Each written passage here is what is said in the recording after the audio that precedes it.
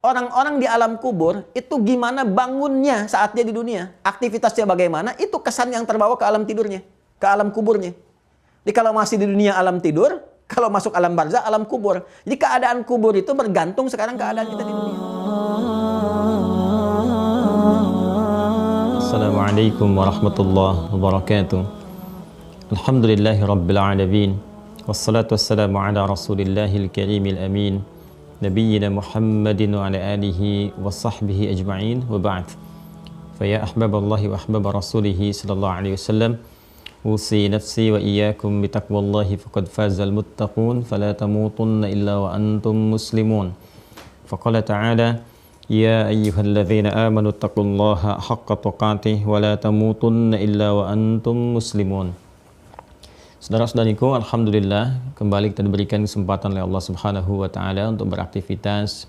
Kita awali dengan bersyukur pada Allah Subhanahu wa taala, alhamdulillah atas kesempatan yang diberikan pada kita untuk meniti amal saleh. Semoga seluruh aktivitas kita di hari ini dan selanjutnya dibimbing oleh Allah Subhanahu wa taala sehingga dapat menghasilkan kualitas kehidupan yang baik, hayatan thayyibah, dan semoga juga berakhir dengan husnul khatimah.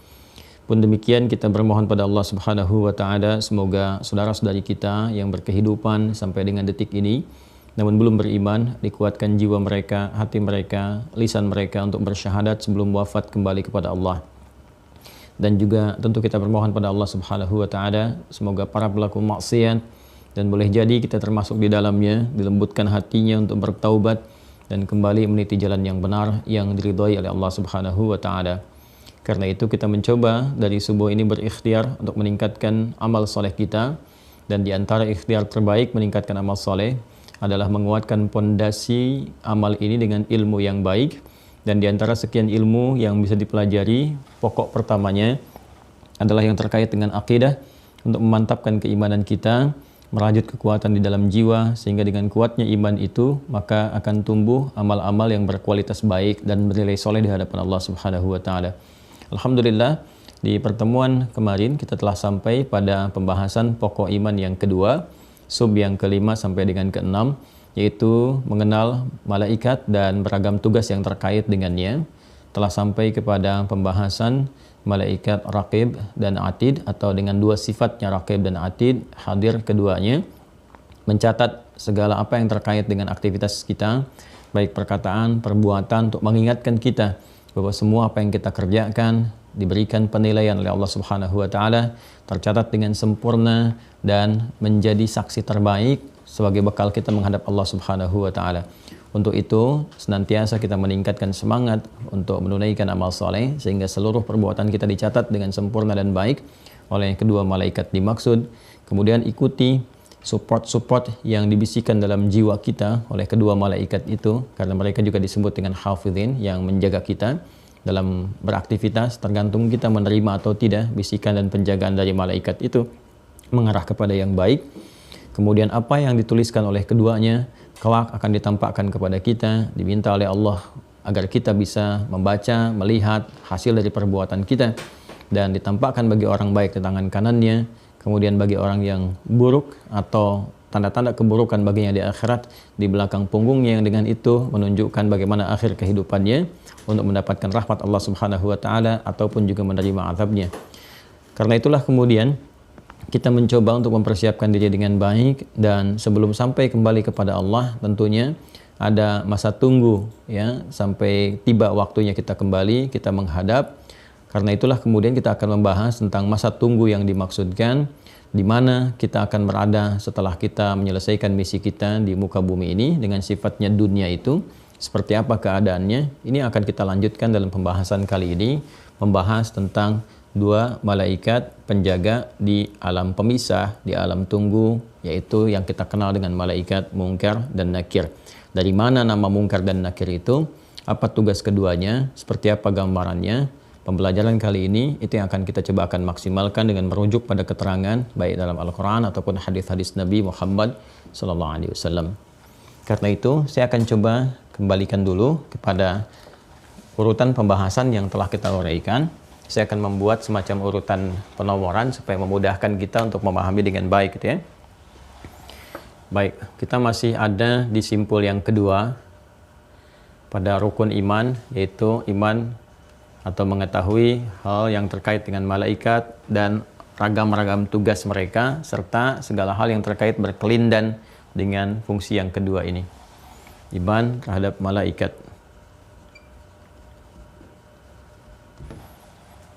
Baiklah, kita telah bahas terkait dengan Jibril, kemudian kedua Mikail, ketiga kemudian Israfil, keempat kemudian Malakul Maut, atau yang dikenal juga dengan Israel atau Azrael. Kemudian yang kelima, kemarin kita bahas tentang Raqib, sifat malaikatnya, gitu kan? Raqib, Atid, ini keduanya sifat yang terkait dengan dua malaikat penjaga dan pencatat amal. Nah, sampai di sini ya, saya ingin memberikan satu gambaran seperti ini ya. Jadi citra yang tampak dari nama-nama ini harus menghadirkan satu gambaran dalam benak kita yang diteruskan ke dalam hati kita. Sehingga dari situ ada respon di dalam jiwa, memberikan sebuah kesan kepada diri kita, sehingga dari kesan itu muncul kemudian satu sikap untuk merespon, perilakunya bagaimana, ya. Jadi saya menginginkan ketika kita mengenal nama-nama ini, kita mengetahuinya dengan fungsi, kemudian respon sikap kita, bukan hanya sebatas hafalan. Ya, kalau cuma hafalan, nyangkutnya nanti hanya nyangkut di kepala saja, di pikiran, tidak tembus ke dalam hati. Ya, ini mesti hadir ke dalam jiwa kita, apa yang telah kita bahas. Demikian metode kita belajar, ya. Jadi kalau kita urutkan, Jibril ditugaskan oleh Allah Subhanahu wa taala, jelaskan untuk menurunkan wahyu dan menguatkan risalah kenabian Muhammad sallallahu alaihi wasallam. Jadi kalau kita mendengar kata-kata Jibril, ya paling minimal lah kita bersolawat kepada Rasulullah. Itu respon tercepatnya. Sudah sampai belum ke kata itu, ke respon itu? Ya, jadi kan kalau konsep beriman itu kan seperti ini, ya, iqrarum bil lisan, diucapkan dengan lisan, tasdiqum bil qalbi, dibenarkan oleh hati, kemudian juga ada jawarih merespon, anggota tubuh kita. Ya kan? Nah, jadi dari mulai diucapkan dengan lisan itu turun ke hati, dibenarkan oleh hati, kemudian nanti ditetapkan oleh jiwa kita, diberikan respon kepada seluruh anggota tubuh kita untuk berperilaku. Karena itu turunan-turunan iman itu ketika sampai ke dalam hati, bentuknya perilaku. Nah, perilaku ini yang disebut dengan amal soleh. Baik bentuknya ibadah ritual, amal solehnya seperti sholat, ya kan? Nah, itu kan turunan dari keyakinan yang sudah sampai ke jiwa, didorong kita menunaikan sholat. Atau berperilaku baik yang lainnya. Ya, dalam konteks muamalah yang dihiasi dengan akhlak, kata-kata yang baik dari lisan, pandangan yang baik, seperti sering kali saya ulang, bahkan saya ingatkan dalam setiap pertemuan nampaknya, gitu kan? Nah, ini juga sama. Ya, sepanjang dia pembahasan iman, maka apa yang diucapkan di lisan itu kalau sudah masuk kepada kategori iman harus tembus ke hati. Iman itu kan perkara hati.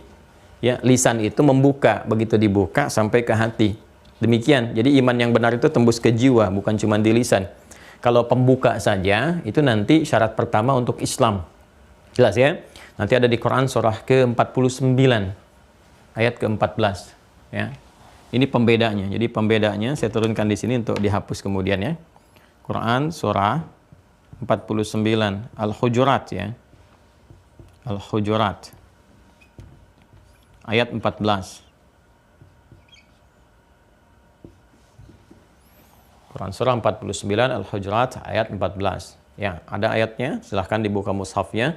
Qalatil a'rabu amanna qul lam tu'minu, ya kan? Walakin qulu aslamna, ya, walakin qulu aslamna walamma yadkhulul imanu fi qulubikum. Jadi ada sekelompok orang Arab Baduy, Arab itu Arab Baduy ya. Jadi ada Arab, ada Arab, itu berbeda. Kalau Arab itu lingkungan kota dan umumnya terpelajar gitu, ya. Kalau kekinian. Kalau Arab itu Arab Baduy yang sifatnya nomaden, berpindah-pindah, padang Sahara dan sebagainya. Nah, ada sekelompok Arab Baduy datang kepada Rasulullah SAW mengatakan kami telah beriman, membawa kata ini, kata iman ini. Nah, bagaimana kemudian respon Rasulullah SAW? Ternyata Nabi kemudian menunggu isyarat wahyu. Karena itu segala yang terkait dengan keadaan hati Allah yang maha mengetahui. Ya, Allah turunkan wahyu, turunkan ayat, sampaikan pada Rasulullah untuk merespon ya statement atau bahkan klaim yang mereka sampaikan. Apa yang disampaikan langsung dalam Al-Quran ya ketika wahyu itu turun, qalatil a'rabu, disampaikan orang-orang Arab Badui itu menegaskan, mengatakan amanna, kami telah beriman membawa ini. Ya, lalu apa respon yang muncul dari wahyu itu? Ya Allah menegaskan, qul, katakan Muhammad SAW, lam tu'minu, kalian belum benar imannya, belum serius. Ya, belum sungguh-sungguh, belum terlihat benarnya. Tuh dikatakan tuh belum benar, belum sejati gitu kan. Nah, baru masuk tahap kemana? Walakin qulu aslamna. Tapi katakan aslamna, kami baru masuk Islam. Ya, sedangkan syarat masuk Islam itu kan yang pertama mengucapkan kalimat syahadat kan? Syahadatin. Ya, asyhadu an la ilaha illallah wa asyhadu anna Muhammadar Rasulullah. Kan itu diucapkan lewat lisan. Jadi baru sampai lisan. Nah, ini dia. Baru sampai lisan. Walamma yadkhulul imanu fi qulubikum, sedangkan iman yang diucapkan oleh lisan itu belum sampai kepada kalbu, kepada jiwa. Ya. Masih ingat kata kulub kan saya terangkan ya di sebelum-sebelumnya. Silahkan disimak kembali ya teman-teman. Kata kulub itu kan jamak dari kata qalbun. Ya kan? Di dalam qalbun ada nafas. Di dalam nafas ada takwa dan fujur. Nah, maka Allah menegaskan iman yang sejati itu ketika diucapkan di lisan harus ditembuskan kepada jiwanya, ya, kepada kalbunya, ke nafasnya, tembusnya ke takwa ini sehingga jadi cahaya bagi takwa. Jadi begitu sampai kepada jiwa takwanya, membimbing jiwa takwa jadi cahaya, nuruhum yas'a baina aydihim wa bi aymanihim. Itu yang akan disupport oleh malaikat yang kemarin kita terangkan, malaikat hafadzah, gitu kan, dan seterusnya. Itu yang akan nanti membangkitkan amal soleh. Jadi kalau belum sampai ke jiwa takwa ke sini, ini dorongan untuk beramal soleh agak sulit. Akhirnya apa? Ngaku Islam aja di lisan. Muslim, ya muslim. Tapi untuk beramal soleh nggak tampak. Ya karena amal soleh itu baru bisa terjadi kalau ada dorongan iman. Dorongan iman itu bisa muncul kalau sudah sampai ke takwa ke sini. Ya karena itulah dalam Al-Quran kata-kata iman, amal soleh, takwa itu bersandingan. Ya kalau kita mau turunkan jenis amal soleh misalnya sholat, ya kan? Sholat. Nah, sholat ini kan amal soleh. Amal soleh ini ya kan buah dari iman. Iman yang mana? Iman yang sampai ke takwa. Kalau kalimat iman ini cuma di lisan, nggak sampai ke jiwa, nggak sampai ke takwa, walaupun mengaku muslim, saya udah muslim bersyahadat, tapi kalimat imannya nggak sampai ke dalam jiwanya. Ini nggak akan terdorong, ya, nggak akan terdorong menjadi cahaya untuk melakukan ibadah amal soleh. Jadi kita akan dapati orang-orang yang mengaku muslim, Islam, tapi sulit menunaikan sholat, kan, nggak mau bayar zakat dan sebagainya. Akan tampak begitu. Jadi kalau sekarang ada didapati demikian, ya itu sebetulnya agak terlambat ya golongan yang demikian. Ya ini kata-kata ini hanya sebatas kiasan ya. Maksud saya ingin menegaskan bahwa dari dulu sudah ada yang seperti ini dan diluruskan oleh Allah dengan turunnya ayat. Kamu harusnya begini gitu ya. Jadi kalaupun nampak-nampak kekinian, nah maka segera menyadari itu semua bahwa ada yang keliru, bahwa ada yang harus diperbaiki gitu kan dan sebagainya. Nah orang-orang dulu demikian diluruskan oleh Al-Quran. Ya, jadi kul lam tu'minu walakin qulu aslamna wa lam yadkhulul imanu fi qulubikum. Didorong kemudian teman-teman sekalian naik ke atas ketemu ini. Ya, dzalikal kitabu la raiba fihi hudal lil muttaqin. Muttaqin kan orang takwa tuh, ya kan? Siapa orang takwa itu? Alladzina yu'minuna bil ghaib, ada iman dalam jiwanya. Meyakini walau tak nampak pada pandangannya, kan iman. Kemudian apa? Iman itu mensupport dia untuk mengerjakan ibadah. Wa yuqimunas shalah. Ya, ya ayyuhalladzina amanu, iman. Kutiba alaikumus siyam, amal soleh puasa. Kama kutiba alal ladzina min qablikum la'allakum tattaqun, takwa. Itu sandingan korelasi keseluruhannya. Nah, jadi sifat orang beriman, iman yang benar itu akan mengantarkan segala turunan pembahasan imannya ke dalam jiwa. Bukan cuman di dalam lisan. Ya, jadi demikian kalau kita praktekkan. Ini cara kita belajar ya. Cara guru-guru kami mengajarkan kepada kami ya dan kita sampaikan kembali gitu. Jadi kalau kita disebutkan kata-kata ini, jangan cuma di lisan, anak-anak kecil juga hafal yang belum baligh. Jibril, Mikail, Israfil, Israel, gitu kan? Bahkan langsung ke Mungkar Nakir, Raqib Atid, Malik Ridwan, gitu kan? Anda ajarkan burung beo juga bisa, gitu kan? Nah, tapi tipikal orang beriman, apakah tadi itu keliru? Tidak, itu benar secara keilmuan. Ilmu yang diterima, gitu kan? Informasinya dikelola, teringat oleh pikiran. Tapi kalau kita ingin terapkan dengan karakteristik orang beriman, tanamkan ke jiwa kita. Jadi begitu kita kemudian melihat ada tulisan, mendengar kalimat Jibril. Oh, kita tahu, kita telah belajar. Tugas malaikat Jibril ditugaskan oleh Allah menurunkan wahyu, menguatkan risalah kenabian Rasulullah SAW yang dengan itu jadi pedoman kehidupan kita. Maka kita ingat, ya, bahkan Al-Imam Al-Bukhari meneruskan kitab Bad'ul Wahyi, dimulainya wahyu. Untuk menerangkan dulu kebenaran risalah Nabi Muhammad. Kalau kita sudah yakin benar, baru bab yang lainnya dibuka. Untuk apa membahas bab-bab yang lain kalau kita misalnya tidak meyakini risalah Nabi Muhammad SAW. Jadi turunnya malaikat Jibril diberikan tugas menurunkan wahyu. Di antara yang paling penting adalah untuk membuktikan dan menguatkan risalah dan kenabian Nabi Muhammad SAW, kerasulan Nabi Muhammad SAW. Jadi kalau kita mendengar, melihat dan sebagainya tulisan Jibril, kalau melihat malaikat Jibril kan nggak mungkin dia mendengar gitu ya tentang Jibril atau melihat pembahasan tentang ini. Jibril ya disebutkan, maka paling minimal kita ingat risalah Nabi Muhammad, kebenaran Nabi Muhammad sebagai rasul, petunjuk-petunjuk, kita mencintainya. Maka respon itu kalau sampai ke jiwa, keluar kemudian bimbingan cahaya muncul dari lisan kita ya. Kita katakan Allahumma shalli ala sayyidina Muhammad misalnya ya. Atau paling minimal dalam sholat kan kita keluarkan asyhadu an la ilaha illallah asyhadu anna Muhammadar Rasulullah. Nah, ini yang dimaksudkan. Ya, dan itu nanti akan kembali kepada kita feedbacknya. Allah memberikan kemudian rahmatnya, kemuliaan-kemuliaan 10 kali lipat dari apa yang kita ucapkan. Ya, man shalla alayya salatan wahidah sallallahu alaihi asyru salawat. Siapa yang bersalawat kepadaku, kata Nabi sallallahu alaihi wasallam, 1 kali salawat, Allah memberikan salawat. Ya, memberi salawat di sini maksudnya salawat itu banyak ya maknanya. Dari kata salah, jamaknya salawat, artinya banyak sekali. Ada yang berarti doa, ya kan? Ada yang berarti permohonan ampunan, ada yang berarti pemberian rahmat. Ya, makanya nanti dibagi dalam satu ayat dalam Al-Qur'an ketika disampaikan innallaha malaikatahu yusholluna 'alan nabi kan, Allah dan para malaikat bersalawat kepada nabi. Nah, itu salawatnya Allah dengan malaikat berbeda. Ya ayyuhalladzina amanu shallu 'alaihi wa sallimu taslima, hai orang-orang beriman, kita salawat kepada nabi. Itu beda. Jadi 3 ini salawat Allah, salawat malaikat kita kepada Rasulullah, itu tiga itu beda. Ya, sifatnya beda. Dari Allah itu rahmat.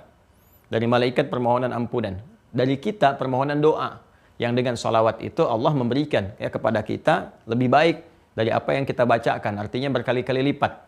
Ya, jadi kita bersalawat mengakui risalah Nabi Muhammad SAW, mengakui kemaksuman beliau, mengakui kemuliaan beliau. Jadi salawat kita kepada Rasulullah itu bukan doa kita kepada Nabi.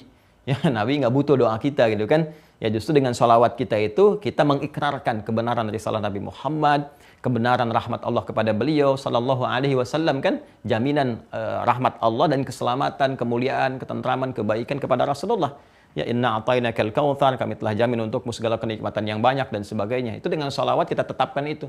Begitu kita menetapkan demikian, dapat 10 kali lipat dari itu, yaitu Allah berikan rahmat, curahan, kesempatan ampunan dan sebagainya.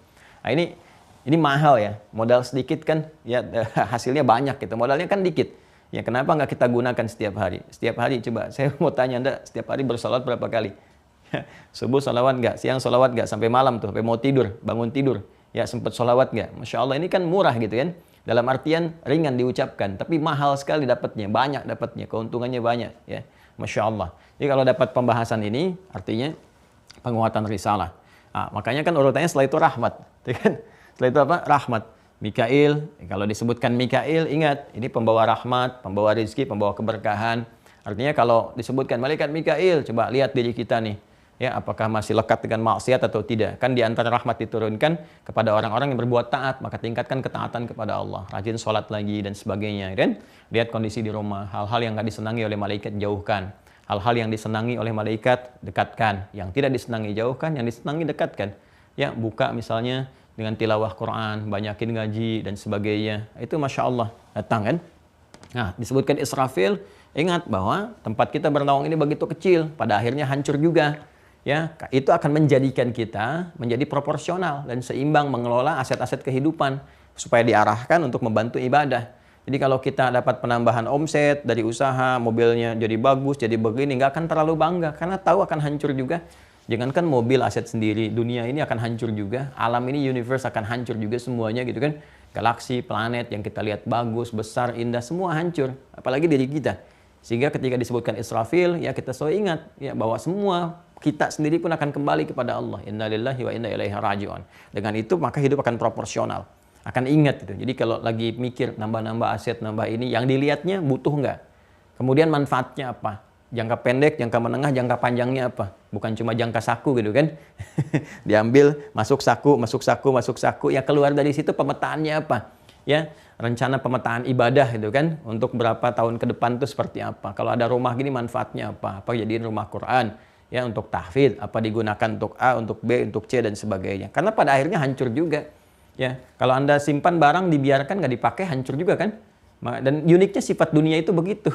Ya, dekat, rendah, hancur, hilang gitu. Jadi Anda rumah silakan bangun yang mewah-mewah, nggak usah dipakai, simpan aja, hancur. Nggak percaya silakan, karena itu hukum dunia. Nggak percaya silakan, ya simpan gelas ini kotor, nggak dipakai kotor. Karena itu semua benda-benda yang tercipta, yang Allah kehendaki hadir sekitaran kita, itu memang didesain untuk bisa dimanfaatkan, untuk memunculkan amal dari kita. Jadi itu khidmah untuk kita, membantu melayani kita untuk beraktivitas. Nah, aktivitas itu tinggal dipilih mau amal soleh, mau amal salah. Di rumah ya rumah begitu aja. Kalau kita gunakan dengan baik jadi amal soleh, gunakan dengan tidak baik jadi amal salah. Konsekuensinya apa? Dicatat oleh malaikat. Ya, maka dari situ kemudian dicatat, hadirkan sebagai laporan. Ya, untuk kita kembali misinya apa? Semuanya akan hilang. Nah, karena itu kalau ingat-ingat malaikat Israfil jangan kebayang bumi hancur dulu. Ya aset-aset kita juga nggak akan kepake kalau nggak digunakan ya habis gitu kan. Nah, maka ingat untuk amal dan seterusnya. Ya paling minimal bahwa satu saat kita pun akan kembali. Ya akan meninggal. Imma aset-aset itu meninggalkan kita duluan, habis atau kita yang meninggal. Maka kalau ingat malakul maut atau disebutkan Israel, maka selalu semangat untuk meningkatkan amal soleh. Karena boleh jadi setiap saat kita pulang di waktu itu kan, tinggal tunggu giliran. Ya kan? Satu saat kita pulang, waspada, menjauh dari maksiat, karena khawatir begitu melihat diwafat, mendengar wafat dan sebagainya. Dan selalu minta pertolongan Allah supaya ditolong, karena itu nggak mudah menjalani kehidupan yang benar. Minta pertolongan Allah kan? Karena itu tiap hari kita katakan iyyaka na'budu wa iyyaka nasta'in, iyyaka na'budu wa iyyaka nasta'in. Nah, bacanya pakai iman ya. Bukan cuma di lisan. Kalau pakai di lisan cuma begitu aja iyyaka na'budu wa iyyaka nasta'in, tidak. Baca pakai iman. Ya, karena salat itu kan dari apa? Refleksi dari iman kan? Pancaran iman. Karena itu semua perkataan dan perbuatan kita dalam sholat, maka gunakan iman kita untuk membimbing itu. Dari sini datang kekhusyuan. Di khusyuk itu kan sumbernya dari jiwa, dari hati. Hati itu dorongan iman dari jiwa takwa. Karena itu kalau kita sholatnya pakai iman ini, ya beda dengan sekedar sholat biasa. Sholat pakai iman dengan pakai lisan beda. Kalau pakai lisan cuma berkata, bertutur. Pakai iman tidak akan didorong. Kita akan pelajari. Nah, iman ini bisa kuat dengan ilmu. Ya, dengan ilmu. Ketika iman disupport oleh ilmu, maka ini akan jadi luar biasa. Untuk itulah kita belajar. Ya, dampak kehusyuan begitu melafadzkan Allahu Akbar. Ya, ilmu menerjemahkan di pikiran kita. Allahu Akbar itu artinya Allah Maha Besar. Ya, jadi pikiran kita itu nggak sibuk dengan memikirkan yang lain. Setan nggak masuk. Ya, kan ada yang lisannya berucap Allahu Akbar, kan? Pikirannya kan kemana-mana. Ya, ada yang mikirin jemuran, mikirin mendung, mikirin cuaca, mikirin handphone belum dibalas, lupa di mana, WA belum diupdate dan sebagainya gitu. Ya, ada kan yang begitu? Ya, ya. Nggak usah tunjuk orang lain ya, jangan-jangan juga pelakunya diri sendiri kan? Baik, terus hatinya goyah. Kalau sudah pikiran goyah, hati pasti goyah. Ini yang dimaksudkan Nabi. Ya, ketika sudah bertakbir, ya kemudian setan masuk gitu kan, menggoda. Ya, sampai berkata, udhkur kada, fayaqulu syaitanu, maka setan berkata, udhkur kada, ingat ini, ingat itu. Ya, maka mulai dia lupa apa yang diingat.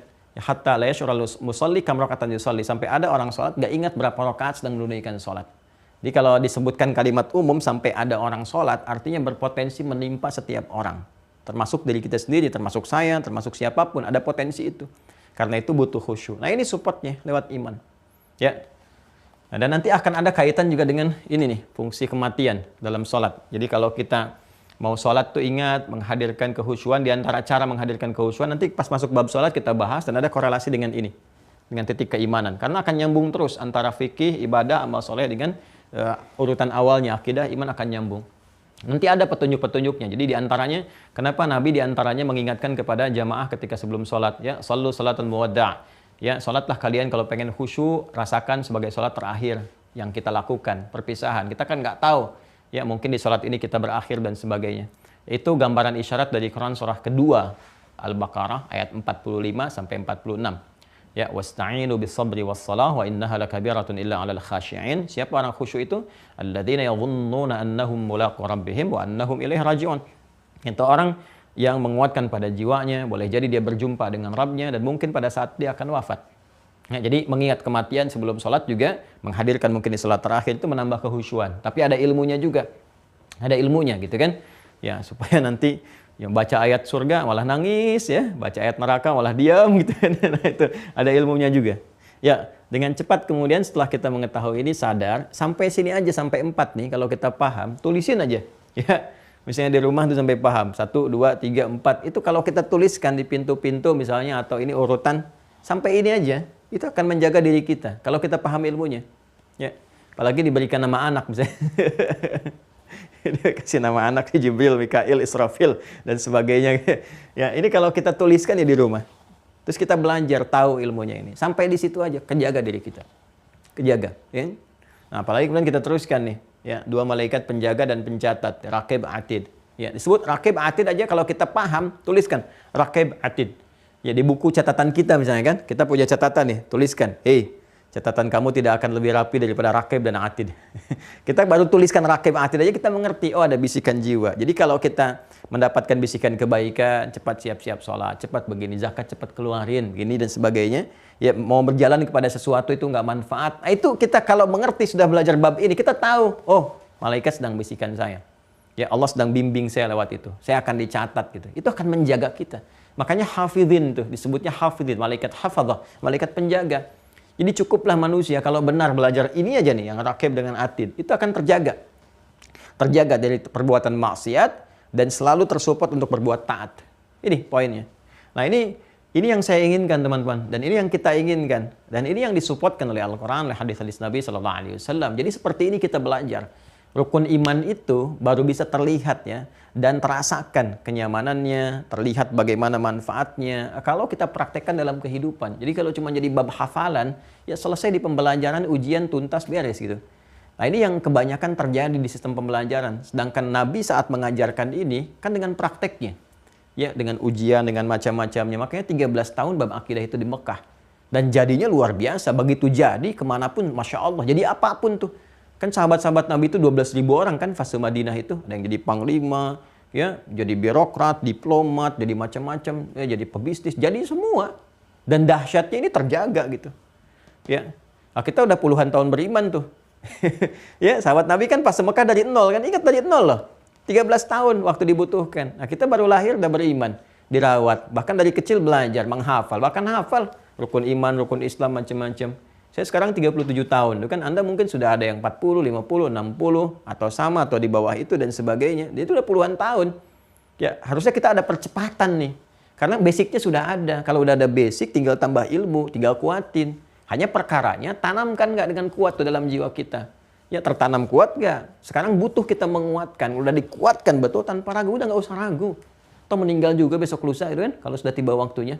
Nggak usah ragu. Islam perintahkan ini sami'na wa ata'na. Begini sami'na wa ata'na. Bismillah. Dan selalu akan memberikan manfaat pada lingkungan. Nggak ada di ajaran Islam, tidak ada satupun yang bertentangan dengan aspek kehidupan. Sepanjang itu baik, nggak akan ada bertentangan. Makanya Islam tuh dimanapun, itu akan selalu memberikan sebuah warna kebaikan. Dan akan selalu sesuai. Nggak ada yang bertentangan.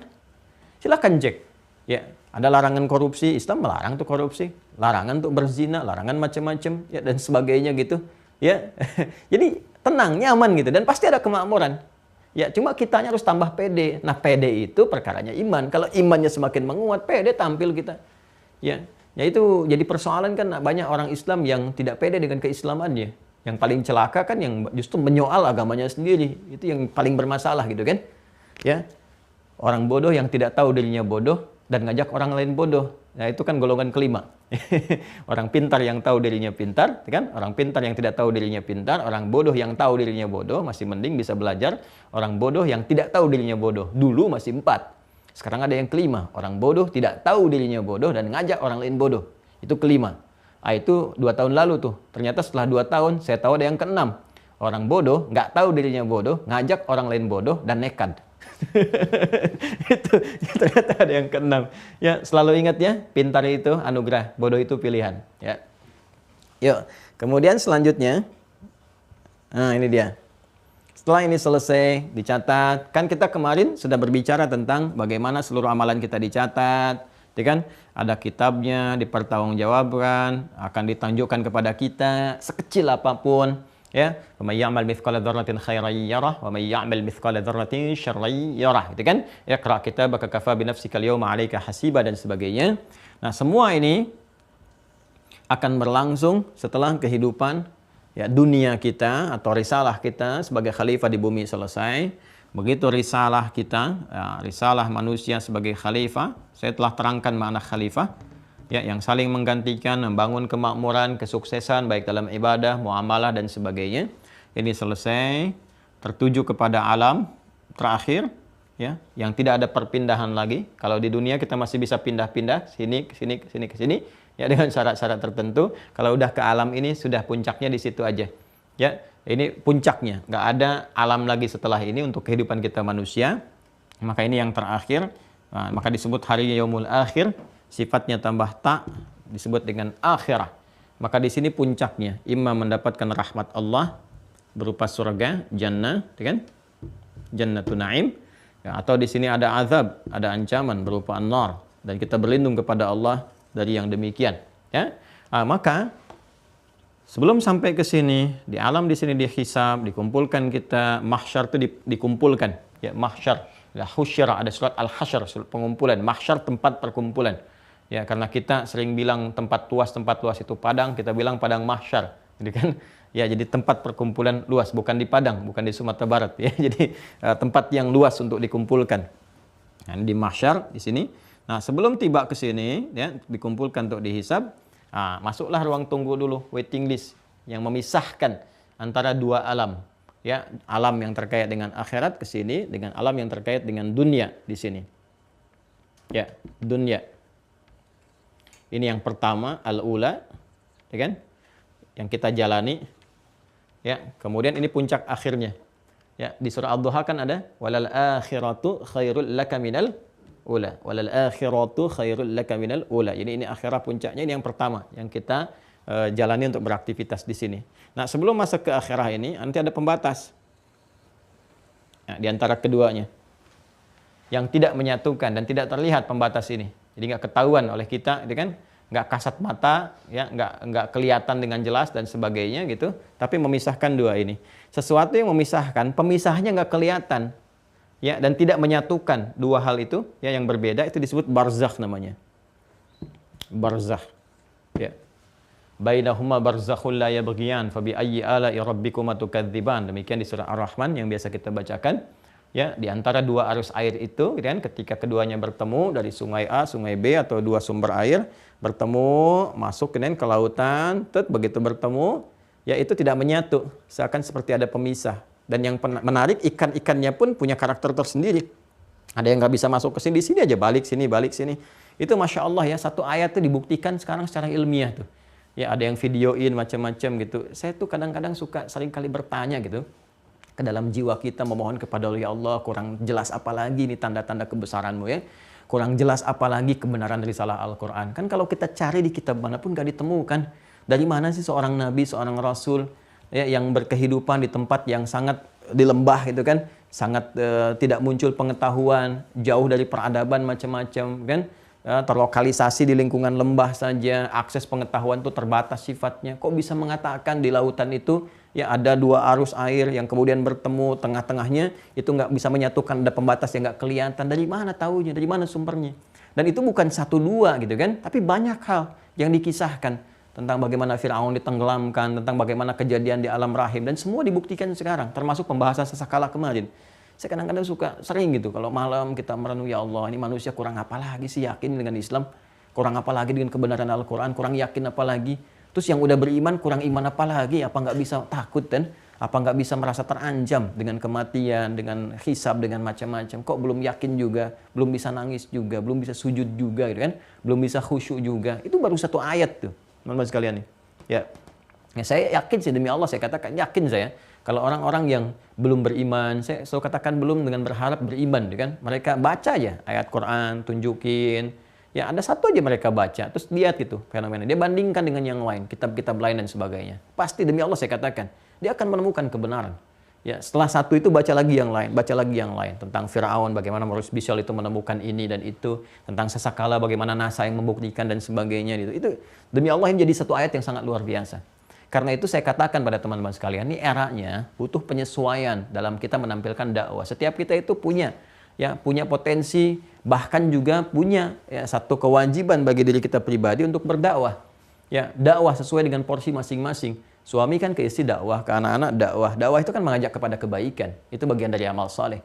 Maka sekarang digital itu penting untuk penyesuaian dari kita. Alih-alih bikin status yang nggak jelas ngapain sih? Di Instagram, di Facebook, di ini. Bikin aja status-status yang betul.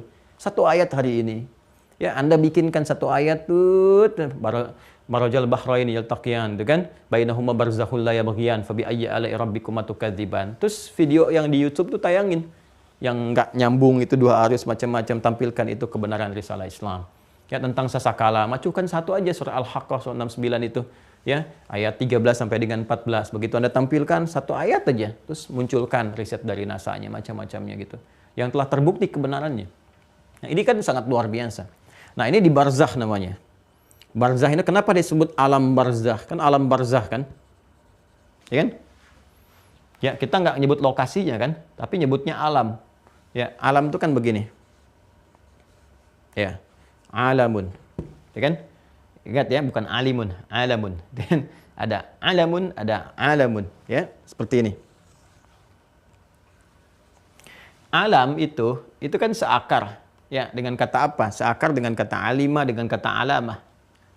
Ya. Ini ain, lam, mim, tuh. Ya kan? Kemudian seakar juga dengan kata alamah. Ya. Alamah itu apa? Tanda. Tanda. Makanya kenapa tempat-tempat kita bernaung dan sebagainya disebut dengan alam. Karena di alam itu Allah meletakkan tanda-tanda yang mendekatkan kita kepadanya, yang mengenalkan kita kepada Allah. Ini yang dimaksudkan inna fi khalqis samawati wal ardi wa ikhtilafil laili wan nahari la ayatil liulil albab. Karena itu ketika Allah merawat semua alam itu, Allah memberikan tanda untuk mendekatkan kita mengenali Allah Subhanahu wa taala. Makanya ada tanda-tanda kebesaran Allah di lautan supaya saat ke laut, saat melihat kita ingat sama Allah. Ada tanda kebesaran di udara, di angkasa, di langit dan sebagainya. Begitu kita melihat, kita ingat kan tentang kebesaran Allah, menjadikan kita kembali kepada Allah. Demikian pada diri kita juga sepenuhnya. Ya, yang merawat, yang memperhatikan perhatian, kebutuhan dan sebagainya serta memberikan tanda kebesaran disebut dengan Rabbun dari sifat rububiyah. Ya, karena itu Allah menetapkan semua tanda-tanda kebesaran di semua alam yang Dia ciptakan. Ya, alam kalau kita jamakkan menjadi alamin. Yo. Bukankah tiap hari kita katakan alhamdulillahi rabbil alamin. Nah, ya, ini insya Allah banyak informasi yang kita dapatkan di subuh kali ini ya, dari ilmu yang baik. Nah, ini ada alam. Alamin itu jamak dari kata alam, jam'ul jamak. Ini aja udah jamak. Alam manusia udah banyak nih. Ini jamak nih. Alam manusia, alam hewan, alam macam-macam. Di alam ini kita mesti baca alamat nih. Bahkan udah diserap ke dalam bahasa Indonesia alamat. Alamat kan yang mendekatkan kita pada tujuan. Di mana alamat Ustadz Adi Hidayat? Oh, di Kuantum Akhyar, di Bekasi, begini. Begitu tahu alamatnya, cek. Sekarang ada Google Map, ada macam-macam gitu kan. Lebih cepat sampai ke tujuan kan. Allah letakkan tanda-tanda. Ya, dari setiap ciptaannya di semesta ini diberikan nama dengan alam. Ya, alam. Ada alamat di situ, ada tanda yang harus kita baca. Tanda spesifik yang disebut dengan ayat. Jadi dari setiap penciptaan itu ada ayat, ada tanda yang mendekatkan kita kepada Allah. Karena itu Al-Quran kenapa firmannya disebut dengan ayat? Karena setiap kali kita baca, hubungan kita kepada Allah menjadi lebih mendekat. Ya, innamal mu'minuna alladzina idza dzukirallahu wajilat qulubuhum wa idza tuliyat 'alaihim ayatuhu zadatuhum imana wa 'ala rabbihim yatawakkalun. Jadi lebih dekat dengan Allah. Nah, semua di alam ini ada tanda, ada ayatnya yang mendekatkan kita pada tujuan kehidupan. Apa? Taqarrub ilallah. Mendekat kepada Allah. Karena itu banyak nanti tersebar di dalam Al-Quran. Inna fi khalqis samawati wal ardi wa ikhtilafil laili wan nahari la ayatil liulil albab. Inna fi khalqis samawati wal ardi wa ikhtilafil laili wan nahari wal fulkil lati tajri fil bahri bima yanfa'un nas. Terus ujungnya la ayat. Ya, ada Al-Baqarah 164 itu yang di lautan. Di langit dan di bumi Ali Imran ayat 190. Dan terus ini puncaknya zikrullah. Nah, jadi cara untuk mendapatkan ini, untuk mengerti ada tanda-tanda kebesaran bahkan pada diri kita sendiri dengan apa? Dengan ilmu, makanya dari kata alimah. Ini semua berkaitan teman-teman sekalian. Kalau kita belajar bahasa Arab itu, ya karena itulah kita jadi paham. Saya juga Masya Allah gitu kan. Ya, bukan hanya Al-Quran diturunkan di Arab karena nabinya lahir di situ gitu kan. Risalahnya universal, tidak ada hikmah juga. Ya, risalahnya universal, semua mencakup ke semua. Nabi lahir di Arab, kita mencintai Nabi Muhammad SAW dan segala sesuatunya. Tapi ternyata di antara hikmah besarnya, Al-Quran turun dengan menggunakan bahasa setempat yang dipahami. Ya, tapi juga kenapa kita bertanya, kenapa dengan menggunakan bahasa Arab? Ternyata di antara hikmahnya bukan sekedar nabinya turun di Arab, jadi wajar bahasanya bahasa Arab. Tapi ternyata bahasa Al-Quran, bahasa Arab itu bisa mencakup banyak makna yang tidak tercover. Ya, tidak tercakup oleh bahasa-bahasa lainnya. Banyak hal. Anda tahu satu kata aja, itu bisa hafal 12 kosakata. Ya. Alima ya'lamu ilman fahuwa alimun wa dzaka ma'lumun alim. Ya, alim itu orangnya, maklum diketahui. Kemudian terus sampai ulima ya'lamu, sampai 12 kali tasrifan. Belum dicabangin lagi. Belum kalau di otak-atik kalimatnya menggunakan pertukaran qalbul makani, ya. Nah, ini seperti ini nih. Jadi kalau kita menginginkan tahu tanda-tanda kebesaran Allah di alam, jamaknya alamin, mendapatkan alamat, maka mesti menggunakan ilmu. Ya, alima ya'lamu ilman, masuk ke sini. Nah, ini juga demikian teman-teman sekalian, alam barzakh, gitu kan? Nah, kalau kita ingin tahu tentang segala yang terkait dengan alam barzakh, pemisah yang nggak tampak oleh pandangan kita. Karena ini udah bicara perkara gaib. Ya, gaib itu kan nggak tampak. Kalau sudah nggak tampak, gaib ini perkara iman. Nah, ini dia. Udah, kalau udah perkara iman, ya perkara udah parameter keislaman kita, keyakinan kita, yakin tanpa ragu. Ini ukuran keberagaman kita di sini nih. Ya, yakin tanpa ragu. Ukuran kesolehan, ketaatan ada di sini, ada di iman. Ya. Jadi kalau masih ada yang menyoal, bukan dengan maksud untuk belajar, ya, tapi maksud untuk menyangkal. Nah, itu menandakan kedangkalan iman. Ingat ya, kalau ada yang menyoal, bukan maksud untuk belajar, tapi maksud untuk menyangkal, menunjukkan kedangkalan imannya. Imannya rendah, imannya bermasalah. Ya, nggak benar tuh ada kehidupan di barzah, nggak benar tuh ada siksa atau ini di dalam kubur macam-macam dan sebagainya, ya kan? Tapi bukan maksud untuk belajar, maksudnya untuk menyangkal, hanya untuk menampilkan hawa nafsu. Ini menunjukkan dangkal iman. Jadi kalau sudah bicara-bicara perkara gaib, ini karena gaib, akal nggak bisa nangkap. Karena akal itu hanya menangkap yang diketahui. Lewat ilmu, lewat indera masuk, ditangkap oleh akal. Ya, jadi artinya apa? Artinya akal terbatas. Karena semua yang melekat pada perangkat fisik manusia itu terbatas sifatnya. Pendengaran terbatas, pandangan terbatas, ya kan? Ada yang bisa dilihat, ada yang tidak. Ada yang bisa didengar, ada yang tidak. Kenapa saat pandangan dan pendengaran terbatas, akalnya nggak mau terbatas? Artinya, kalau ada yang nggak bisa ditangkap oleh pandangan kita, kita menggunakan alat bantu. Ya kan? Pakai teropong, beli lagi teleskop dan sebagainya gitu kan? Nggak bisa ditangkap oleh pendengaran kita, kita gunakan alat bantu. Ada alat bantu dengar. Nggak bisa ditangkap oleh akal kita, ada alat bantu. Namanya iman. Maka iman yang digunakan. Ya, untuk mensupport iman itu nanti ada turunan-turunan. Apa turunan informasinya? Berupa wahyu. Ya. Jadi iman itu nanti ilmunya didapatkan lewat wahyu. Ya. Nanti ada yang berupa langsung. Lafaz dan maknanya disampaikan dari Allah langsung kepada Rasulullah lewat malaikat, Jibril misalnya. Ini nanti ada Al-Quran. Ya. Makna yang diberikan pada Rasulullah dipandu oleh malaikat, disampaikan lafaznya oleh Nabi yang disebut dengan hadis. Ya. Diikuti oleh kita disebut dengan sunnah. Penguatnya ke sini. Begitu kita dapatkan referensi dari sini, nanti muncul hikmah. Ini cara konsepsinya ya, konsepsi berpikirnya. Awas hati-hati. Ini agak rumit, tapi mudah-mudahan Allah berikan bimbingan kepada kita untuk mudah dipahami. Jadi ketika iman itu ingin menangkap sebuah peristiwa yang nggak bisa ditangkap oleh akal, ke sini larinya. Lihat Quran, lihat hadis. Nanti begitu dapat informasi dari sini, Allah turunkan hikmah. Hikmah ini puncak ilmu. Wa may yu'tal hikmata faqad utiya khairan katsira. Begitu dapat hikmah baru dibimbing akal. Ya, akal dibimbing untuk bisa menangkap, oh ini maksudnya. Oh ini jalannya dan sebagainya. Ya. Kadang-kadang dikasih tanda lewat mimpi, kadang dikasih tanda lewat kejadian terjadi, ada yang dikuburin terjadi begini, ada yang dibongkar kuburan kelihatan begini. Akal baru ngerti, tadinya nggak ketangkap. Kok bisa nih puluhan ratusan tahun jasadnya kok tetap sempurna, nggak ada yang luka, nggak ada yang macam-macam. Bahkan kafannya masih bersih, sementara yang lain ada yang rusak, hancur, tulang belulang, dan sebagainya. Ya, akal tuh nggak bisa nangkap, tapi begitu diperlihatkan sebagai tanda, baru menyadari, hikmah namanya. Oh ternyata ini ada hadisnya, begini. Oh ternyata ini ada ayatnya, begini. Afala ya'lamu idza bu'thira ma fil qubur? Apa nggak tahu, kan? Bagaimana ketika kejadian dibangkitkan di alam kubur, ternyata akan bangkit. Akal nggak bisa nangkap tuh, karena belum nyampe ilmunya, belum ada. Ya, kan belum ada pengalaman yang terjadi ya, di kuburan bangkit gini dihisab, ini belum ada. Akal nggak bisa nangkap karena akal itu terbatas penangkap hanya apa yang telah sampai lewat informasi, data sampai diolah jadi informasi, jadi pengetahuan baru bisa terekam oleh akal, baru dari situ merespon. Ya, yang nggak dapat itu nggak bisa disimpulkan. Ya, karena itu nggak bisa menggerakkan logika juga, nggak semua bisa dilogiskan. Kenapa? Karena logika pun bergantung pada sumber pengetahuan. Ya, kenapa anak kecil logikanya belum matang? Karena apa? Karena pengetahuannya belum matang, informasi belum banyak.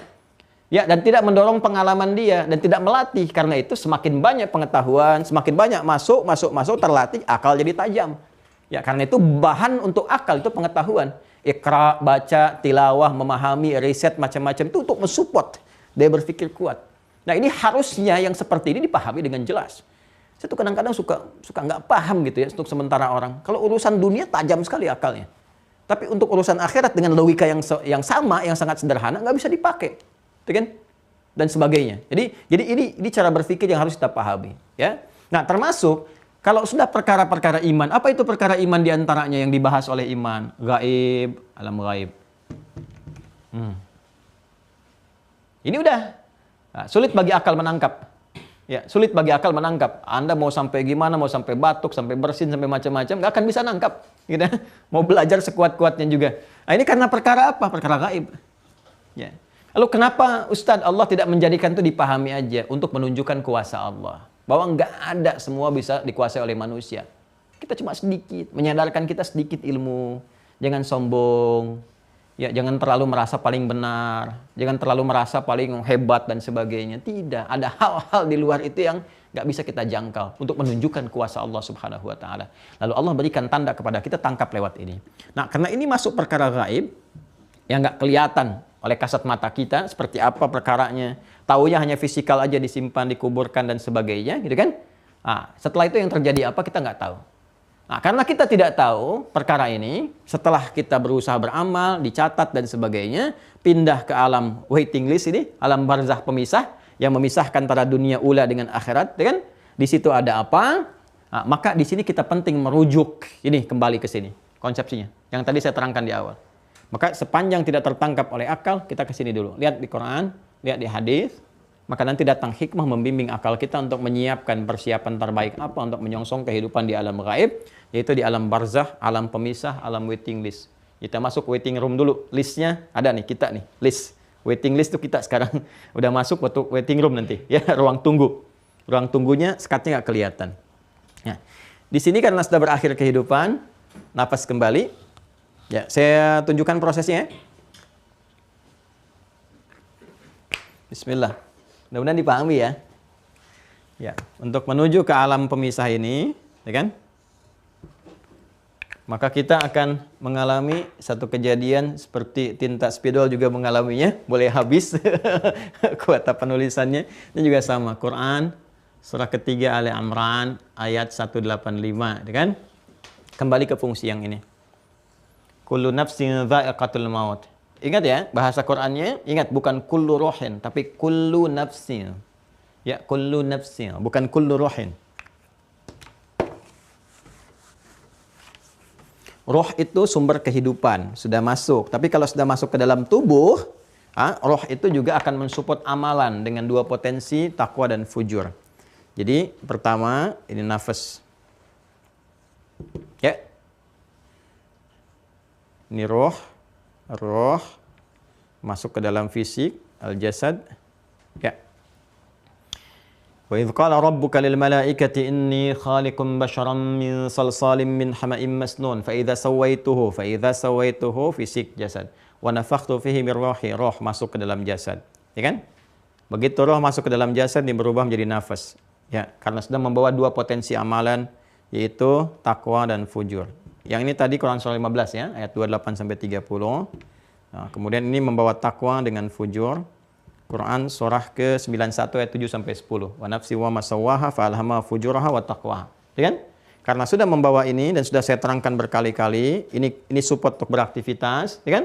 Kalau ini kita teruskan nanti terus takwa yang naik jadi abrar, ya. Abrar yang kemarin saya jelaskan. Kalau ini yang dikerjakan terus jadi fujar. Ya. Ya kan? Jelas ya? Ini sudah saya terangkan ayatnya di juz 30, juga silahkan temukan suratnya, sudah saya jelaskan. Saya nggak akan sebutkan kembali. Ya, pokoknya ini yang innal abrara lafi na'im, ini innal fujara lafi jahim dan seterusnya. Naik ke atas terus. Nah, ini yang dicatat amalnya setiap waktu oleh malaikat, hafadzah, raqib dengan atid, naik ke atas, berakhir kehidupan. Ya, dicabut nih, masuk tugas yang keempat malaikat malakul maut. Quran surah ke-32. Ya kan? Ayat 11. Qul yatawaffakum malakul mautil ladzi wukkila bikum. Datang maut, dicabut. Apa yang dicabut oleh maut itu? Ini nafasnya. Nafas.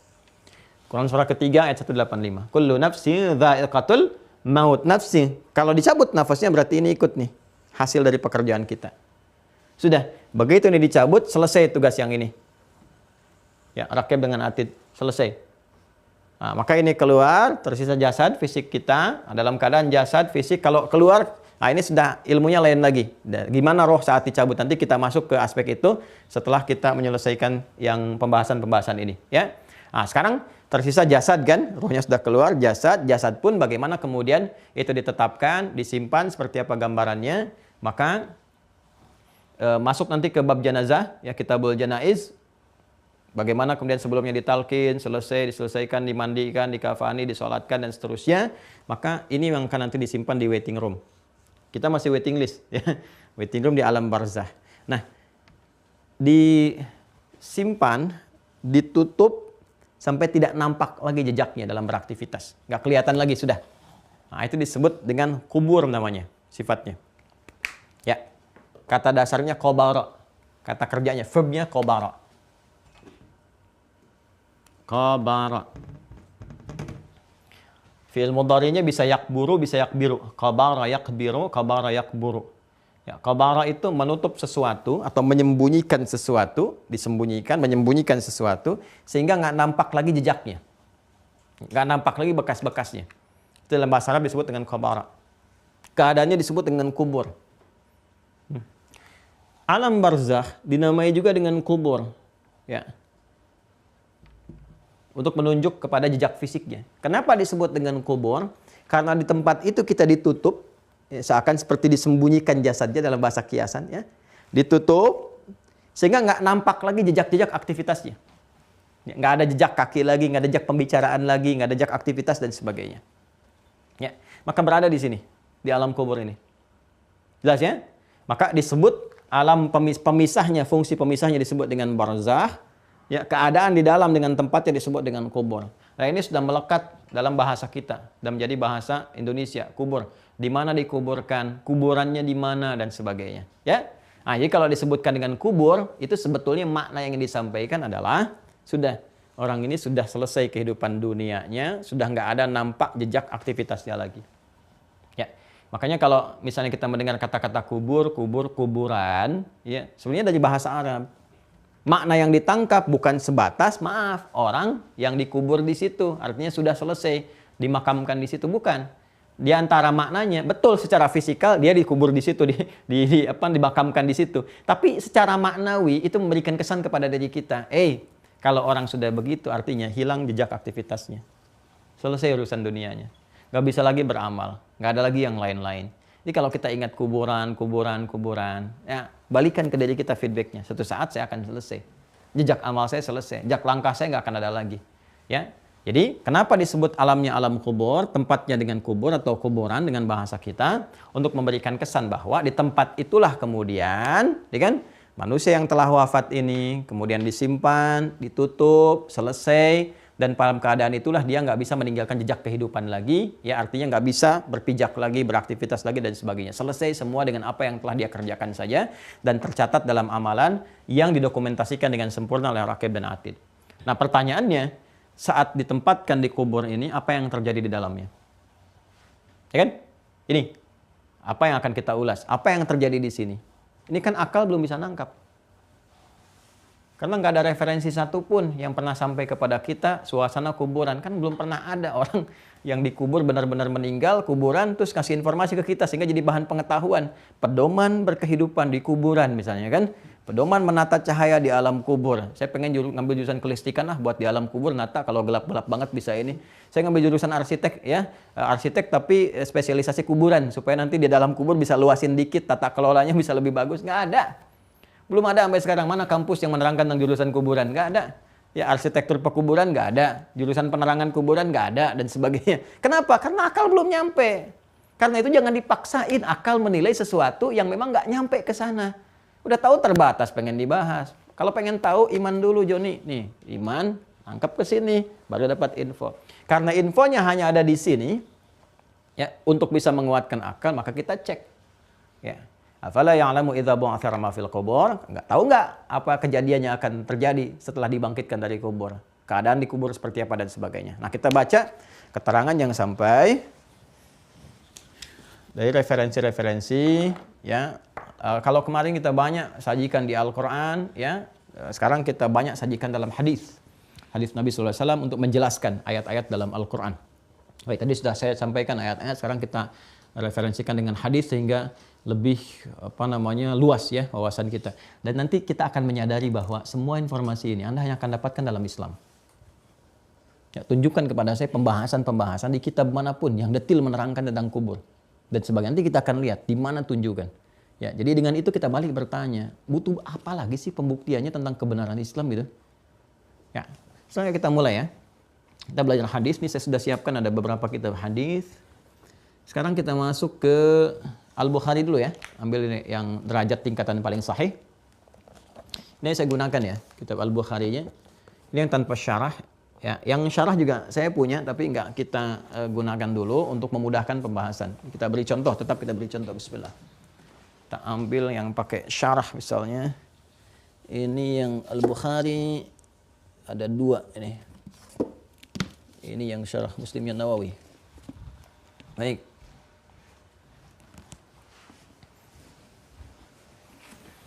Nah, ini yang syarah singkat nih teman-teman sekalian. Yang ini singkat. Ya, ini 3 sampai 4 jilid saja. Ya. Kalau ingin agak panjang, yang paling populer syarahnya yang ini Fathul Bari fi Syarah Sahih Al-Bukhari karya Ibnu Hajar Al-Asqalani, ya kan? Ini 18 jilid sendiri. Ya. Ini dari 1 jilid ini penjelasannya 18 jilid, teman-teman. Ini 1 jilid begini nih.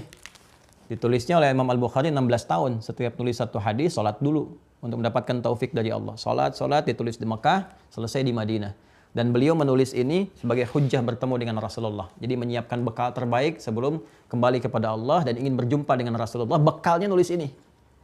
Nah, sekarang kita bekalnya apa tuh? Ingin berjumpa dengan Rasulullah, bekalnya apa? Beliau bawa bekal ini ya, sebagai hujjah untuk berjumpa dengan Rasulullah SAW. Nah, ini ditulis 16 tahun, selesainya di Madinah. Jadi nggak bisa kita 16 hari jadi mufti gitu kan. Ini aja ditulis 16 tahun. Ya, nah, kita belajar. Nah, syarahnya banyak. Ini syarah ditulis sampai 18 jilid. 1 kitab ini 18 jilid untuk penjelasannya. Nah, untuk memudahkan, kita lihat di sini ada Kitabul Janaiz, ya, Kitabul Janaiz yang ke-23 ya. Jadi ada 97 topik di Sahih Al-Bukhari. Ya, mohon izin ya, saya tidak bermaksud mengajari, hanya share apa yang guru kami pernah sampaikan. Mohon izin. Jadi nanti ada kitab hadis itu macam-macam. Ya, di antaranya ada namanya Jami'. Ya, kalau kitab Jami', Al-Jami' itu artinya yang menghimpun secara komprehensif, judulnya masih luas. Masih luas judulnya. Ya, seperti kitab Al-Bukhari ini. Nama klasifikasinya Al-Jami' namanya, kitab Al-Jami'. Ya, kalau kita ingin lebih detail, Al-Jami' As-Sahih Al-Musnad Al-Mukhtasar min umuri Rasulullah sallallahu alaihi wasallam wa sunanihi wa ayyamihi. Kan?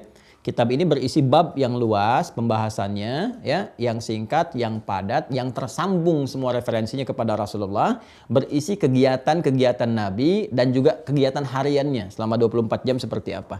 Dibagi ke 97 topik. Ya, kalau Anda ingin membahas yang spesifik misalnya tentang hadis-hadis terkait dengan masalah fikih, ya, tentang dari mulai wudu, taharah, ke salat, ke zakat dan sebagainya, masalah fikih babnya, maka nyari kitab Sunan namanya. Makanya Anda temukan Sunan Abu Daud, Sunan At-Tirmidzi, itu spesifik fikih. Jadi kitab hadis yang disusun berdasarkan urutan fikih. Ya. Jadi kalau Anda mau baca terkait langsung fikih, kalau mau cepat cari kitab Sunan. Ya, jadi kalau awam berpikirnya begini, oh yang paling sahih Al-Bukhari, itu pikiran awam. Tapi kalau orang punya ilmu nggak begitu. Di kitab Sunan banyak yang sahih. Kalau kita mau tematik yang cepat, cari kitab Sunan. Ya? Kalau Al-Bukhari masih umum. Ya, Muslim masih umum. Kalau ingin mencari siapa periwayatnya, berapa banyak meriwayatkan, cari kitab Musnad. Musnad. Seperti Musnad Imam Ahmad bin Hanbal. Ibu ingin cari Sayyidah Aisyah berapa hadisnya, apa saja hadisnya, saya ingin ikuti, kan? Nah, itu cari ke situ. Nah, di sini di Al-Bukhari itu ada 97 topik. Ya, 97 pembahasan, disebutnya kitab lagi. Di setiap topik ada hadis-hadisnya. Ya, nanti yang pertama Kitabatul Wahyi, kan berapa hadis, Kitabul Iman sekian hadis, Kitabul Ilmi sekian hadis. Sekarang kita ada di topik ke-23 tentang Kitabul Janaiz. Ya, jadi referensinya di Kitabul Janaiz, topik ke-23 di Sahih Al-Bukhari, babnya bab ke-67. Ya, Masya Allah, ulama kita ini Masya Allah. Ya, kalau kita sebut bab, dulu disebutnya kitab. Di kitab ini ada bab lagi, topik ada subtopik lagi, di setiap subtopik ada hadisnya berapa lagi gitu. Ini Masya Allah ya. Ya, babnya tentang al-mayyit yasma'u khafqan ni'al. Ya, mayit mendengar ya suara tapak kaki. Kalau ni'al itu sendal bahasa Arabnya sekarang, telapak kaki, ya alas kaki gitu ya. Bab tentang mayit mendengar tentang suara alas kaki. Nanti kita lihat ya dalamnya. Babul janaiz. Jelas ya? Yuk kita baca. Hadisnya nomor 1338, 1338. Catat dulu ya. Sahih Al-Bukhari, Kitabul Janaiz, gitu kan? Nomor hadis 1338. Insyaallah sama ini. Insyaallah ya.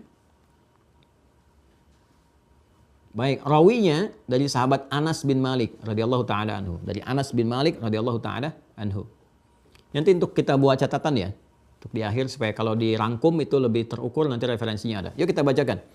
Bismillahirrahmanirrahim. Qala haddatsana Iyash, haddatsana Abdul A'la, haddatsana Sa'id qala wa qala li Khalifah haddatsana Ibnu Zurai', haddatsana Sa'id an Qatadah an Anas bin Malik radhiyallahu taala anhu 'anil Nabi sallallahu alaihi wasallam qala. Yuk kita lihat.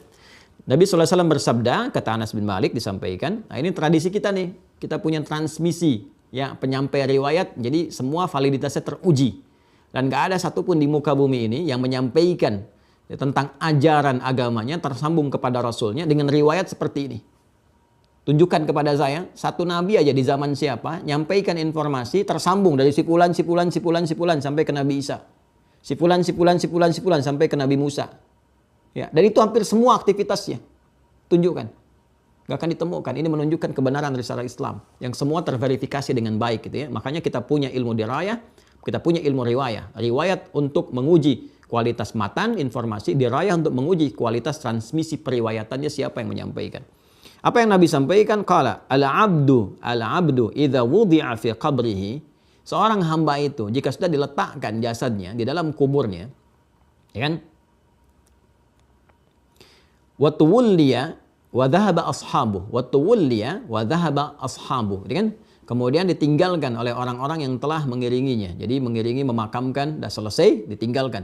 Ini tuwalliya di riwayat Al-Bukhari ya. Di riwayat Muslim nanti riwayatnya tawalla. Karena hadis boleh disampaikan dengan makna. Ya.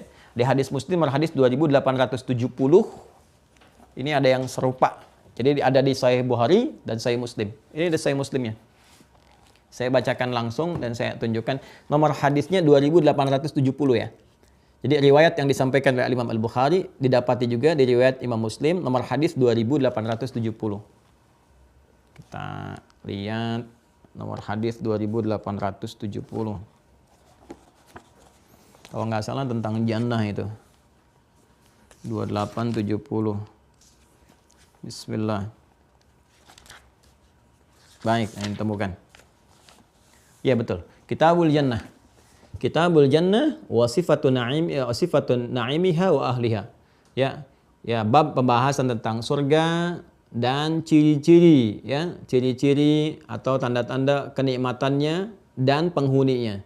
Jadi kita bisa melihat dari sejak berkehidupan di dunia sampai di alam kubur siapa nih tanda-tanda ahli surga itu. Nah, ini dibahas oleh Imam Muslim.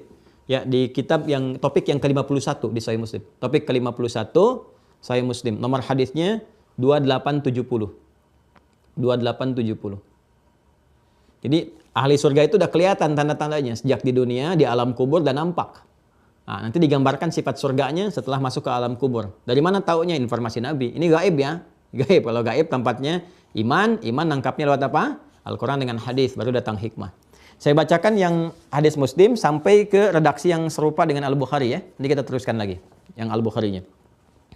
Bismillahirrahmanirrahim. Qala haddatsana Abdun ibnu Humaid, haddatsana Yunus bin Muhammad, haddatsana Syaiban ibnu Abdurrahman an Qatadah, haddatsana Anas ibnu Malikin. Qala, yang tadi ya, Anas bin Malik radhiyallahu taala anhu, rawi yang sama. Qala Nabiullah sallallahu alaihi wasallam, bersabda Nabi sallallahu alaihi wasallam, innal 'abda, sama tadi, idza wudi'a fi qabrihi, jika sudah diletakkan ya di dalam kuburnya, wa tawalla anhu ashabu. Ini yang tadi saya maksudkan.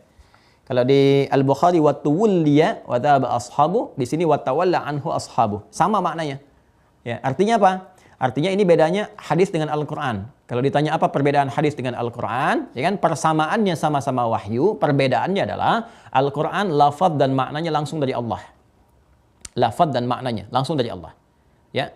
Kalau hadis lafaznya dari Nabi, makna Ya, petunjuknya itu dari Allah langsung.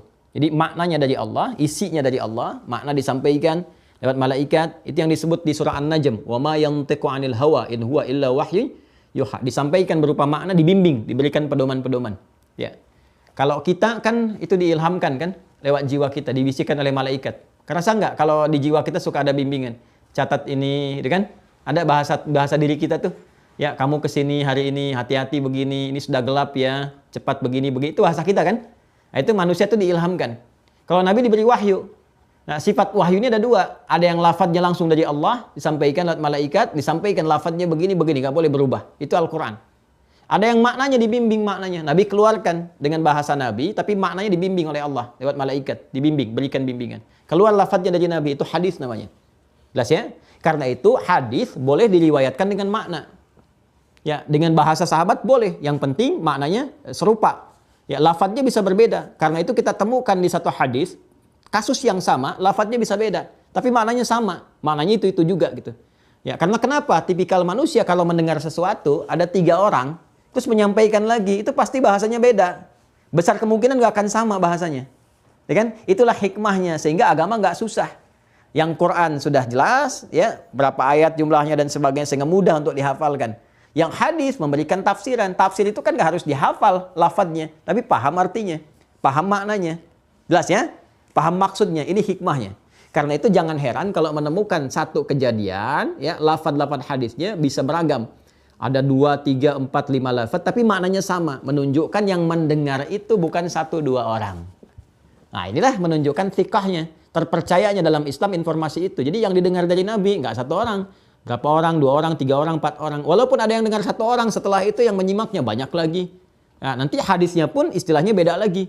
Ya, kalau semua dari golongan pertama dari Nabi, misalnya jumlahnya banyak, nggak mungkin banyak berbohong. Nggak mungkin sepakat berbohong, karena yang dengar terlalu banyak. Setelah itu didengar oleh banyak orang lagi, itu mutawatir namanya. Ya, kalau nanti yang dengar 1 orang nih, setelah itu banyak, turun status jadi masyhur. Nanti ada hadis ahad dan sebagainya. Ini ilmu ya, di ilmu mustalah hadis. Yang saya ingin sampaikan, hadis di Al-Bukhari dikuatkan juga di hadis Muslim, ya informasinya serupa, yaitu apa? Ya, yaitu tatkala seorang hamba itu, ya, sudah mulai jasadnya disimpan di dalam kuburnya, al-'abdu idza wudi'a fi qabrihi wa tuwliya atau tawalla, ya, wa dhahaba anhu ashabuh, ya, kemudian telah ditinggalkan oleh orang-orang yang mengurusnya di alam kubur. Jadi sudah kemudian dimasukkan ke kubur, dimiringkan, tutup pakai papan, sudah selesai semuanya, ya. Nah, udah selesai, doa selesai, ditinggalkan tuh. Nah, jadi begitu ditinggalkan, perhatikan baik-baik. Hatta innahu la yasma'u qara'ani 'alihim. Allahu akbar. Jadi begitu ditinggalkan itu sudah mulai terdengar suara orang-orang yang meninggalkannya. Nah, ini gaib ya, jangan ditangkap oleh akal ya. Ya, nanti tangkapnya oleh iman. Kalau belum yakin nanti pas dikubur tahu sendiri. Kalau pengen tahu cepat ya nanti sesuai ajal dikubur. Meninggal langsung dikubur. Nah, ini dari Nabi. Karena itu kita bahas kenapa Al-Bukhari membahas tentang benarnya Nabi dulu. Supaya kita yakin dengan semua sabda berikutnya. Jadi kalau kita nggak yakin dengan Nabinya akan ragu semua. Yang paling aneh itu katanya yakin dengan Nabi, disampaikan malah ragu. Ini orang aneh nih. Ya, kita jangan ikut-ikutan aneh. Karena kita sudah yakin dengan Nabi Muhammad, ingat, kita sudah beriman, yakin dengan Nabi Muhammad, syahadatnya asyhadu an la ilaha illallah, asyhadu anna Muhammadar Rasulullah. Tangkap oleh iman kita dulu. Yakini dulu tanpa ragu. Nanti begitu sampai ainul yakin, terlihat. Begitu merasakan hakul yakin. Ya. Baik. Kemudian hatta innahu la yasma'u qara'ani 'alihim. Ya, sampai kemudian ya, ketika ditinggalkan itu tinggal terdengar jejak langkah suaranya aja. Tak meninggalkan mereka. Nah, kalau sudah pergi semua itu, ya, kemudian atahu malakan, datanglah 2 malaikat. Nah, ini pembahasan kita nih. Datanglah 2 malaikat.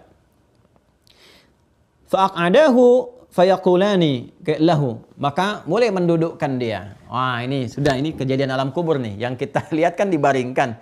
Jadi Anda nggak usah bertanya, Ustadz, itu kan dibaringkan tuh, ditidurkan, kok bisa didudukkan? Nah, nanti saat masuk alam kubur, alami sendiri masing-masing.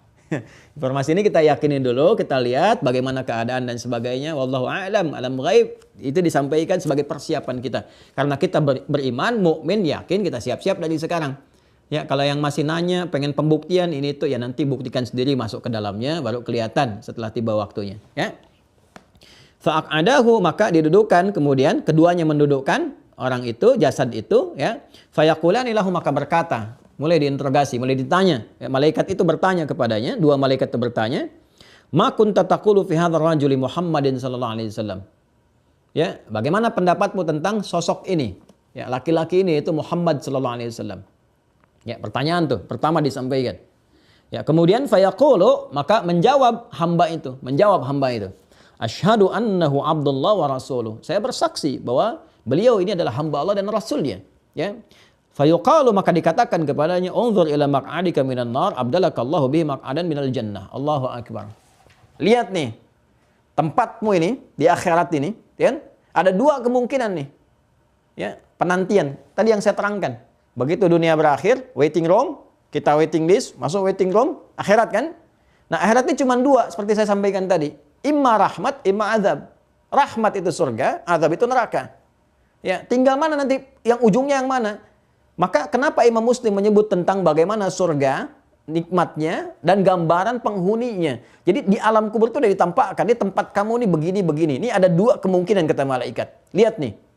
Kemungkinan kamu yang berada di neraka itu, dengan jawaban kamu seperti tadi itu, kemungkinan kamu di neraka itu dihilangkan oleh Allah. Ya.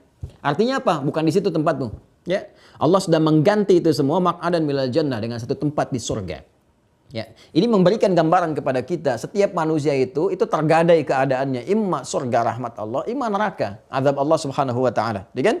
Tinggal bagaimana kita sendiri berikhtiar untuk mendapatkan rahmat Allah dengan amal soleh kita. Nah, saat masuk alam kubur itu, sakarat kan ditempatkan tuh. Masuk alam kubur jelas, dikonfirmasi itu. Ya, syahadatnya yang diucapkan tiap hari, tiap waktu, ya. 5 kali kita ucapkan dalam sholat itu, tiap hari kita ucapkan syahadu alla ilaha illallah, syahadu anna Muhammad Rasulullah. Itu kan selalu terbawa nanti. Kan dalam kehidupan juga begitu secara psikologis. Ya, saya gambarkan gini. Ini Imam Al-Ghazali hebat sekali menggambarkan ini. Teman-teman sekalian, orang itu kan kalau tidur akan membawa suasana bangunnya kan? Jadi kalau Anda sebelum tidur, saya sebelum tidur, kan akan tersimpan di memori kita kan? Ya, informasi-informasi, kesan-kesan yang nampak. Nanti saat tidur kan terbawa kan memori itu ke dalam tidur kita. Menjadi mimpi kan? Makanya ada yang menyebut bunga tidur kan? Ya, jadi kesan yang tampak sebelum kita tidur terbawa. Makanya anak-anak tuh kenapa ada yang ngigo, ada yang macam-macam. Adik misalnya berselisih dengan kakaknya macam-macam. Tiba-tiba ketika dia tidur, kakak jangan begini. Kenapa? Karena suasana bangun terbawa dalam tidur. Jelas? Ya, jadi keadaan tidur seseorang akan dipengaruhi dalam keadaan terjaganya dia sebelum tidur. Dan keadaan bangun dia akan terpengaruhi dengan keadaan saat dia setelah tidur. Bukankah Anda kalau bermimpi sesuatu, kemudian Anda bangun dari situ, suasana mimpi terbawa kan dalam suasana bangun tidur? Itu Imam Al-Ghazali menjelaskan sangat indah sekali. Orang-orang di alam kubur itu gimana bangunnya saat dia di dunia. Aktivitasnya bagaimana, itu kesan yang terbawa ke alam tidurnya, ke alam kuburnya. Jadi kalau masih di dunia alam tidur, kalau masuk alam barzah, alam kubur. Jadi keadaan kubur itu bergantung sekarang keadaan kita di dunia. Makanya semua ekspresi kita dunia kita akan dibawa saat ke alam kubur kita itu dikonfirmasi oleh malaikat di alam kubur. Nanti keadaan kubur kita akan menentukan keadaan bangun kita dari kubur. Afala ya'lamu idza bu'thira ma fil kubur. Jadi sebetulnya miniasi kehidupan sampai akhirat, miniaturnya ada sekarang yang kita alami di dunia. Bangun, tidur, bangun lagi. Ya, bangun tidur, tidur lagi. Habis tidur, bangun lagi. Tidur, bangun lagi. Gitu kan? Tapi kan dari bangun ke tidur ke bangun lagi kan suasana yang dibawa keterkaitan satu dengan yang lainnya. Sama. Sekarang kita bangun, tidur di alam kubur. Gitu kan? Tidurnya pun bukan sembarang tidur. Ada suasana yang berbeda. Nanti bangun lagi, semua apa yang dialami terbawa seterusnya. Nah, jadi akan ditanya. Kalau sudah benar jawabannya, asyhadu annahu abduhu. Gitu kan? Wa rasuluh. Aku bersaksi bahwa beliau ini adalah hamba Allah dan rasulnya. Maka ditampakkan nih. Potensi kamu yang masuk neraka, nggak ada. Masuknya dapat rahmat Allah di surga. Dengan jawaban tadi.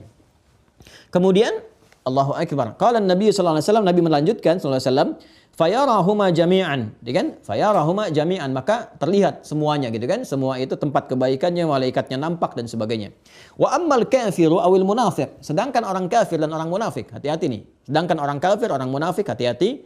Fayaqulu. Maka ketika ditanya, ya, oleh malaikat tadi, oleh dua malaikat, makun tataqulu fi hadzal rajuli Muhammadin sallallahu alaihi wasallam, apa ya menurut pandangan kamu? Ya, siapa orang ini? Ya, siapa orang ini? Apa misinya? Apa risalahnya? Bagaimana pendapatmu tentang orang ini? Maka orang kafir, orang munafik akan menjawab, la adri, enggak tahu. Kuntu aqulu ma yaqulun nasu, aku ikut-ikutan aja, orang kata begitu aku ikut. Ya, jadi cuma di lisannya. Jadi ini menunjukkan hati-hati ya. Antara alam kubur, menjelang ke kubur, itu semua saling berkaitan. Jangan dikira mudah mengucapkan kalimat asyhadu an la ilaha illallah. Banyak orang saat hidup aja susah kok mengucapkan asyhadu an la ilaha illallah, asyhadu anna Muhammadar Rasulullah. Buktinya banyak sekarang. Jutaan, ratusan juta, bahkan mungkin mencapai miliaran. Ada orang yang nggak sanggup mengucapkan asyhadu an la ilaha illallah. Saat hidup ada yang nggak sanggup. Ya. Jadi jangan dikira mudah. Ya kalau ada orang mengatakan begitu mudahnya masuk surga, cuma mengatakan asyhadu an la ilaha illallah masuk surga. Ya coba aja lihat sekarang aja nggak sanggup orang mengatakan itu. Jangankan sebelum meninggal, dalam hidupnya aja nggak sanggup mengucapkan itu. Asyhadu an la ilaha illallah, asyhadu anna Muhammadar Rasulullah. Sebab kalau diucapkan ada komitmen, itu kan kalimat komitmen. Menuhankan Allah, menepikan yang lain. Gitu kan? Kemudian dari situ berusaha menyembah Allah sebaik mungkin. Itu komitmen asyhadu an la ilaha illallah, asyhadu anna Muhammadar Rasulullah. Jadi nggak mudah mengucapkan itu.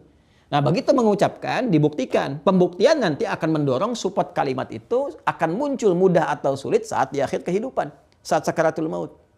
Kan? Begitu sakaratul maut diucapkan, dikonfirmasi lagi di alam kubur. Saat sudah selesai masuk alam kubur ditanya lagi, konfirmasi ulang. Benar nggak? Kan? Nah orang munafik yang ngaku-ngaku Islam dan sebagainya, tapi perilakunya menjauh dari Islam, bahkan ada yang menyoal Islam, itu kesulitan. Sama jawaban dengan orang kafir, la adri, nggak tahu. Karena nggak pernah nyampe ke jiwanya. Nggak pernah nyampe ke jiwanya. Nah, maka apa yang terjadi? Dia mengatakan la adri, nggak tahu, aku lumaya kulun nasu, aku hanya mengatakan yang orang-orang katakan. Orang berkata begitu, saya ikuti begitu. Fayuqalu, maka dikatakan, malaikat itu, dua malaikat berkata kepadanya, la daraita wa la talaita, kamu ini dikasih kehidupan, nggak pernah tahu, nggak pernah baca, nggak pernah belajar, nggak pernah pahami. Talayatlu itu membaca, memahami dan mengamalkan. Jadi dihardik oleh malaikat, la daraita wa la talaita, kamu ini nggak ngerti, nggak tahu. Ya, karena nggak pernah belajar baca, nggak pernah pahami. Kenapa dikasih kesempatan hidup? 20 tahun, 30 tahun, 40 tahun, 50 tahun, bahkan puluhan tahun, 70 tahun, 60 tahun, sampai fisik berubah, ya menjadi rapuh, letih, rambut mulai memutih, masih nggak ngerti juga. Ini ada anak 6 tahun ngerti la ilaha illallah, kamu 60 tahun nggak ngerti-ngerti, gitu kan? Ini bahasanya gitulah kurang lebih ya. Ya kalau yang nyatanya nanti saat masuk nanti tahu sendiri. Lalu apa yang terjadi kemudian? La daraita wa la talit, kamu nggak tahu karena kamu nggak pernah mau memahami. Nggak pernah mau belajar, nggak pernah mau mengerti. Tsumma yudrabu bimitraqatin min hadidin darbatan baina udhunaihi. A'udzubillahi min dzalik. Na'udzubillah. Dan tsumma yudrabu bimitraqah, kemudian dipukullah dia dengan palu qadam min hadidin terbuat dari besi. Ya, dipukul dengan palu qadam terbuat dari besi, darbatan baina udhunaihi, satu pukulan di antara dua telinganya, di dahi, di kening. Pukul, boom, gitu kan? Dia nggak pernah sujud. Yang nggak pernah sujud, yang nggak pernah menghamba kepada Allah, ya kan? Kita kan sujud menghamba di sini nih. Makanya di sini kalau diteliti, ya Allahu Akbar Allah, kenapa orang belum yakin juga dengan Islam ya? Ini kan orang kalau neliti di sini ada titik God spot nih. Dan yang neliti itu awalnya bukan orang Islam juga. Ada titik God spot di sini. Titik ketuhanan, titik penghambaan. Ya, makanya kalau orang-orang itu sujud dan sebagainya, saya ada dokter itu meriset, ketemu dengan saya di salah satu seminar, dia riset tuh. Ya. Bagaimana ketika orang Islam sholat dan sebagainya itu berkumpul. Ya, cahaya-cahaya yang dia MRI itu dia lihat tuh berkumpul terus dari satu titik. Dan di Islam itu ketika sholat terlihat bagaimana ketenangan, kenyamanan dan sebagainya terkumpul di satu titik nih. Titik disebutnya God spot dalam titik ilmiah itu. Ya, itu persis sekali di situ ditentukan apakah ada kesolehan, ketaatan, ada tapak sujudnya atau enggak, gitu kan, dan sebagainya. Tapak sujud itu enggak harus selalu hitam ya di keningnya. Ya, enggak harus selalu itu. Simahum fi wujuhihim min athari sujud. Ya, sima itu samat. Samat itu bukan tanda fisikal. Boleh jadi bentuknya bisa ada tanda tertentu, hitam dan sebagainya, tapi enggak selalu tanda sujud. Tanda sujud samah itu nampak disampaikan dalam riwayat kata para ulama, pakar tafsir, itu nampak dari ekspresi aura wajah dan sebagainya. Jadi walaupun enggak ada tanda hitam, kelihatan auranya bersih, bagus, ada kelembutan, kebaikan, mengajak kepada nilai kebaikan dan sebagainya. Macam-macam. Tapi jangan juga saling merendahkan, misalnya ini tanda ini karena bekas sejadahnya begini, nggak usah saling mencela, gitu kan? Nah itu kalau orang-orang nggak pernah sholat, nggak pernah sujud, nggak tahu syahadat, dipukul nanti ya di kepalanya ini di sini nih, ya di antara dua telinga, itu berarti di sini, pas tengah-tengahnya, boom, gitu kan? Dengan satu palu terbuat dari besi, ya darbatan baina udhunaihi fayalsihu, maka dia berteriak sekencang-kencangnya. Ya, mayit itu berteriak sekencang-kencangnya, sayhatan yasma'uha man yalihi illa thaqalaini. Didengar oleh makhluk-makhluk sekitaran kecuali manusia dan jin. Ya, thaqalaini, manusia dan jin. Jadi yang mendengar tertentu. Makanya ada hewan-hewan tertentu begitu lewat sekuburan lompat, takut ini dan sebagainya. Ya, begitu dikonfirmasi Nabi pernah mengatakan dia pergi takut karena mendengar suara orang yang sedang disiksa di kuburan ini dan sebagainya. Waliyadzubillah, dan kita berlindung kepada Allah dari yang demikian. Ini perkara iman ya. Di perkara iman butuh keyakinan. Ya, karena itu dibuka bab awalnya dengan meyakini Rasulullah. Yakin nggak Nabi ini Rasul? Benar nggak? Paripurna nggak? Diuji dengan perkara iman. Untuk menumbuhkan kepada diri kita, benar nggak membenarkan Rasulullah? Ini perkara iman. Kalau perkara akal banyak. Kalau perkara iman, justru di sini kemantapan iman kita diuji untuk membenarkan risalah Nabi. Itu kan? Baik, jadi ini teman-teman sekalian. Sekarang pertanyaannya, di sini kan cuma disebutkan 2 malaikat. Siapa 2 malaikat itu? Ya kan? Siapa 2 malaikat ini? Maka di sini kita kembali untuk melihat namanya siapa. Ya, nah, maka di kitab Sunan At-Tirmidzi didapatkan konfirmasi ini, Sunan At-Tirmidzi. Ya, Sunan At-Tirmidzi.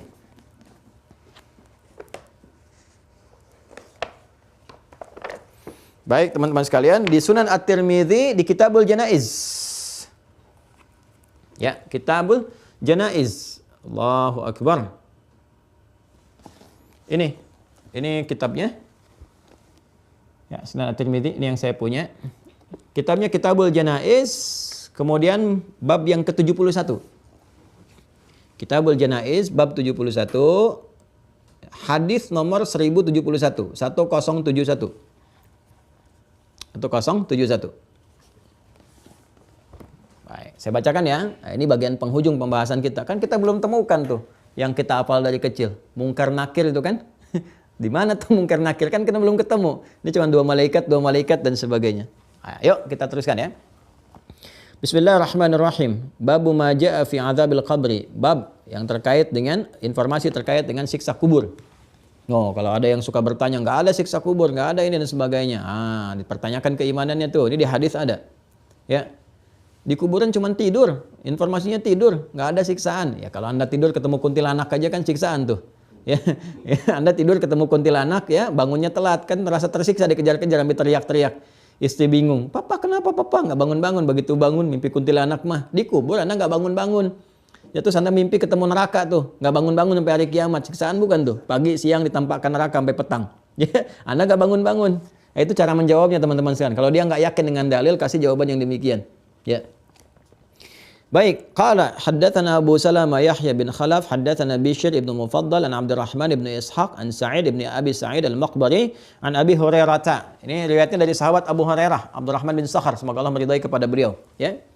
Dari Abu Hurairah radhiyallahu taala anhu, qala Rasulullah sallallahu alaihi wasallam, Rasulullah sallallahu alaihi wasallam bersabda, perhatikan kalimatnya, idza qubira al-mayyitu, jika satu mayit sudah dikuburkan. Jika mayit sudah dikuburkan, au qala ahadukum, kan? Kemudian atau salah seorang di antara kalian berkata, kan? Atahu malakani. Kemudian au qala, ya, au qala ahadukum atahu malakani. Atau satu di antara kalian kemudian ya kita meninggal, kan? Kemudian sudah dikuburkan selesai, mendatanginya lah kemudian 2 malaikat. 2 malaikat datang. Aswadani azraqani. Allahu Akbar. Aswadani azraqani. Sekarang disebutkan nih sifatnya. Awas, kalau yang tadi kan di Al-Bukhari, di Muslim masih umum kan? Masih umum kan? Digambarkan 2 malaikat datang, mengonfirmasi kalimat syahadat dan sebagainya. Selesai kan? Ini disebutkan sifat malaikatnya. Datang 2 malaikat, aswadani azraqani. 2 malaikat itu hitam kebiru-biruan. Udah kebayang tuh gambarannya. Allahu Akbar. Semoga Allah melindungi kita ya dari segala hal yang terkait dengan keadaan di kubur sehingga didapatkan pada kebaikan-kebaikan. Yuqalu li ahadihima al-munkar wal akhar an-nakir. Ya, satu disebut munkar, yang kedua nakir. Nah, ini yang kita temukan, munkar dan nakir. Ya. Jadi kalau ditanya dari mana taunya malaikat yang penanya di alam kubur disebut munkar dan nakir? Al-munkar wan nakir. Nah, ini ya, munkar dan nakir. Ini di hadis riwayat At-Tirmidzi.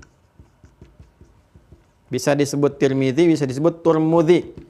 Ya, nama aslinya Imam At-Tirmidzi itu Muhammad namanya. Muhammad, hanya tumbuh berkembang di Tirmidz atau di Turmud sehingga dikenal dengan At-Tirmidzi.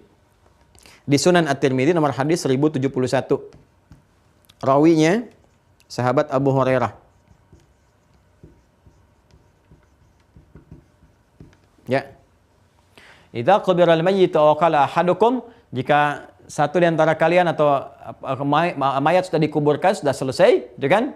Atahu malakani, gitu kan? Datang 2 orang malaikat, aswadani, azraqani, ya, yang kehitam-hitaman, kebiru-biruan, ya.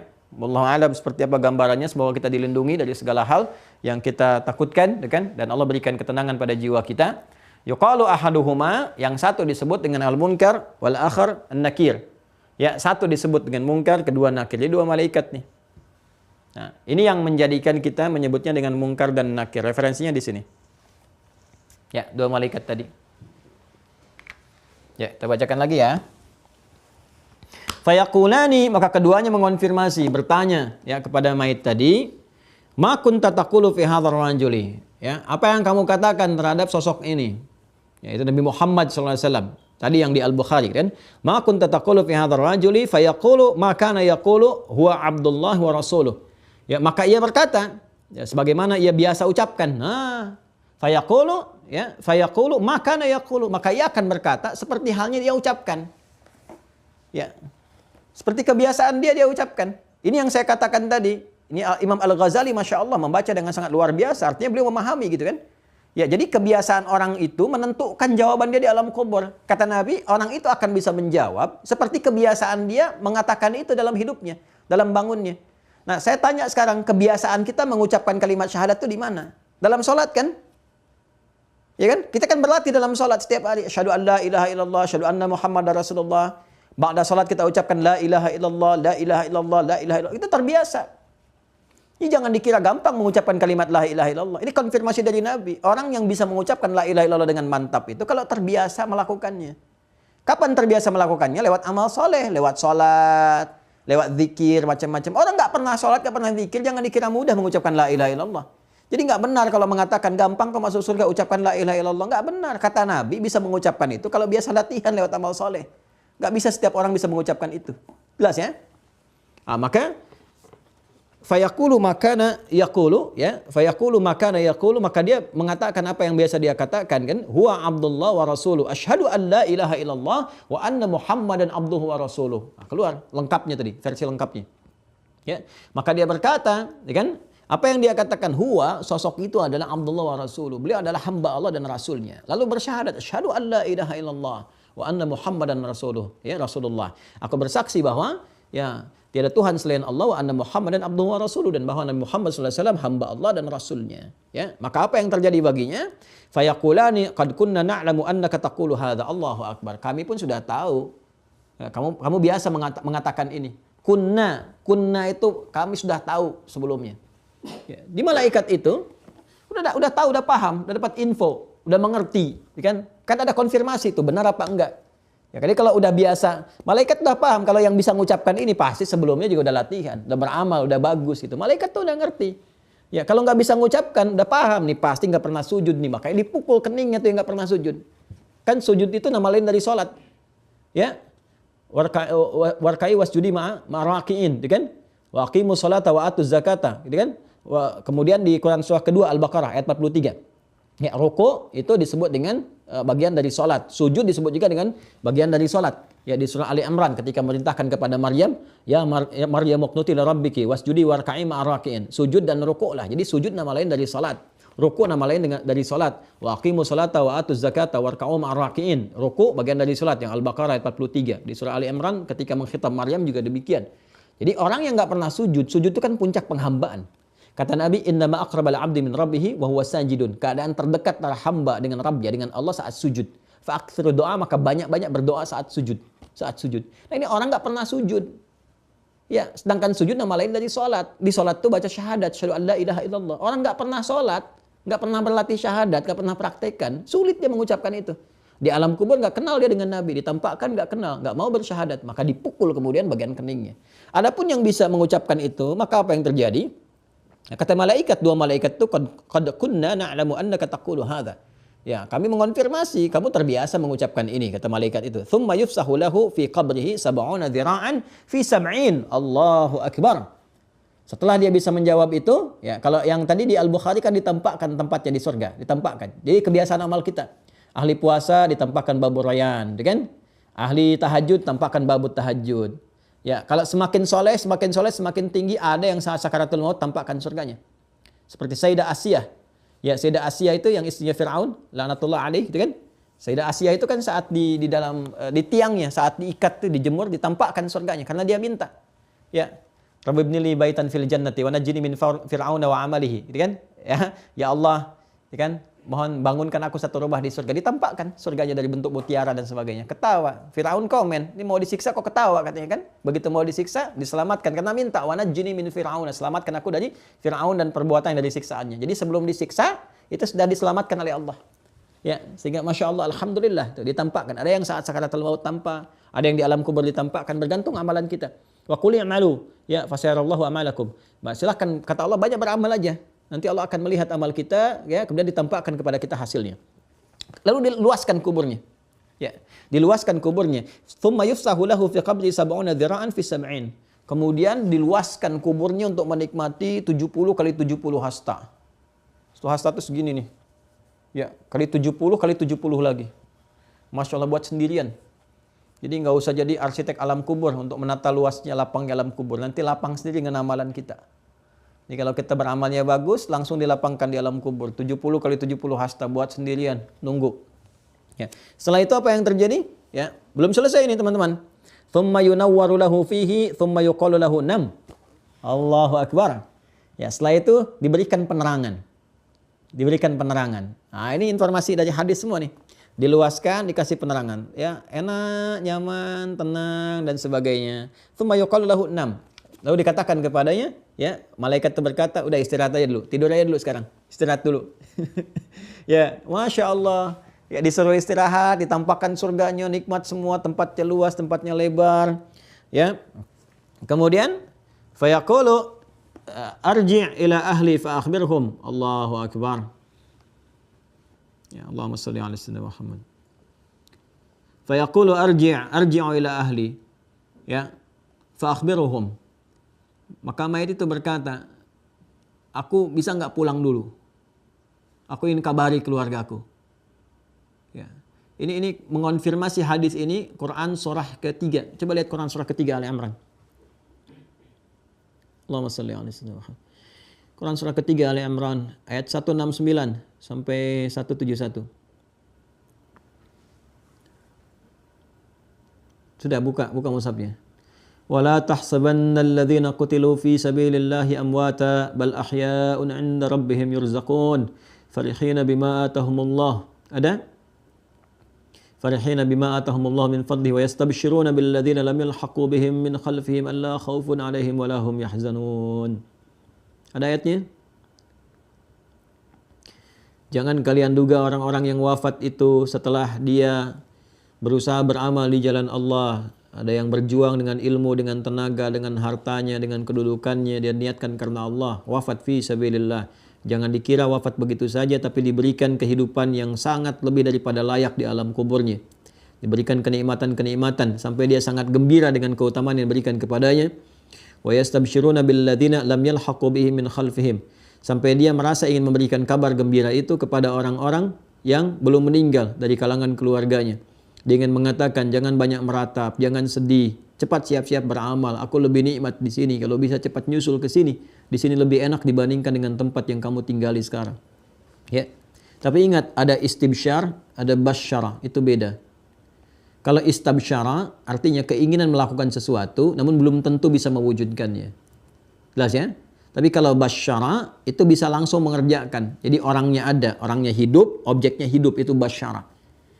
Bandingkan dengan Al-Baqarah ayat 25. Wa basyiril ladzina amanu wa 'amilus shalihat. Quran surah 2 ayat 25. Nabi Muhammad SAW diperintahkan oleh Allah, Muhammad SAW berikan kabar gembira ya kepada orang-orang beriman dan mau beramal saleh. Nabi Muhammadnya masih hidup, objeknya masih hidup. Jadi langsung disampaikan oleh Nabi Muhammad, siapa yang pengen masuk surga, pengen dapat rahmat Allah, kerjakan ini. Ada. Tapi kalau istabsyara, redaksi ini di ayat Al-Quran menggunakan istabsyara. Wa yastabsyiruna billadzina lam yalhaqu bihim min khalfihim. Kan? Nah, dan mereka berkeinginan memberikan kabar gembira itu kepada keluarganya. Cuman nggak bisa. Karena udah beda alam, beda dimensi, nggak ketemu. Kan tadi kita di waiting room. Nggak bisa masuk gitu kan. Ya, ke satu sisi nggak bisa, kembali juga nggak mungkin. Ya, makanya ada orang-orang yang setelah tahu ditampakkan temannya tahu dapat itu, dia bermohon, fa asaddaqa aku minas solihin, ya Allah balikin sebentar aja, aku akan beramal soleh. Sebentar aja ya Allah. Maka saya mohon teman-teman sekalian, ayo doakan saya ya, doakan saya juga, kita saling mendoakan semoga Allah berikan kekuatan mumpung masih hidup kita ya untuk bisa beramal, masya Allah. Ya, ini arji'u ila ahli fa akhbiruhum. Ya, aku mau pulang, ya, mau kembali dulu ke keluarga aku pengen ngasih tahu kalau bisa beramal, cuman nggak mampu. Nggak bisa gitu kan. Maka diperintahkan oleh malaikat, fayaqulani nam kanaumatil arusil ladzi la yuqidhuhu illa ahabbu ahli ilaihi. Allahu akbar. Kamu tidur aja seperti tidurnya pengantin yang nggak akan terbangunkan kecuali oleh yang paling mencintainya, baru dia bangun. Ya, maka ini menggambarkan suasana kenikmatan di alam kubur dikasih sedemikian rupa. Maksudnya apa? Sampai nanti Allah tetapkan hari kebangkitan tiba baru bangkit, bangun. Jadi kubur itu tempat istirahat aja. Ya, masya Allah diapresiasi tinggi. Udah, kamu udah lelah. Kamu di dunia tawakan tawak. Ya ayyuhal insanu innaka kadihun ila rabbika kadhan famulaqih. Kamu udah berusaha sebaik-baiknya, ya. Udah luar biasa lelah kamu. Sekarang lelah, kamu istirahat aja. Karena udah ini nanti ada kebangkitan, tegang lagi macam-macam. Udah jangan sibuk lagi, udah nggak ada amal lagi, selesai kamu. Nggak ada jejak lagi. Makanya disebut alamnya kubur karena nggak ada jejak amal lagi setelah itu. Udah diam aja di sini, istirahat. Istirahat sampai kebangkitan tiba dan sebagainya. Kecuali nanti yang Allah kehendaki karena hikmah-hikmah tertentu, hal-hal tertentu. Ya. Misalnya dia bermohon kepada Allah, kan? Terus kitanya sering mendoakan juga, terus ngirim kebaikan-kebaikan, kan? Ya dengan doa-doa, dengan amal soleh, dengan sedekah, itu ada yang diperkenankan, melihat dalam mimpi, kan? Ngasih isyarat, senyum, bahagia, macam-macam, ada yang demikian dengan kehendak Allah Subhanahu Wa Taala. Itu babnya tersendiri. Nanti begitu masuk bab itu kita terangkan sehingga paham dengan ilmunya. Ya, bagian terakhirnya. Hatta yab'athahu Allahu min marji'ihi dzalika, ya, min marji'ihi dzalika, sampai Allah membangkitkan dari tempat beristirahatnya itu. Wa in kana munafiqan qala sami'tu an-nasa yaqulu faqultu mithlahu la adri. Tapi kalau orang munafik, ya, orang munafik diminta untuk bersyahadat mengenali Rasulullah, dia nggak bisa. Tadi kayak di Al-Bukhari, dia berkata, ya, sami'tu an-nasa yaqulun, saya dengar manusia banyak bicara, orang-orang banyak menyampaikan begitu. Ya, faqultu mithlahu la adri. Maka saya pun ya menyampaikan seperti itu aja. Saya nggak tahu sosok ini siapa, ya kan? Saya nggak tahu harus mengatakan apa, ya. Fayaqulani qad kunna na'lamu annaka taqulu dzalika. Maka malaikat pun mengonfirmasi, kami juga tahu kebiasaan kamu pasti nggak pernah kebiasaan begitu. Kamu nggak pernah ibadah, nggak pernah ucapkan itu, nggak kenal dengan siapa sosok ini.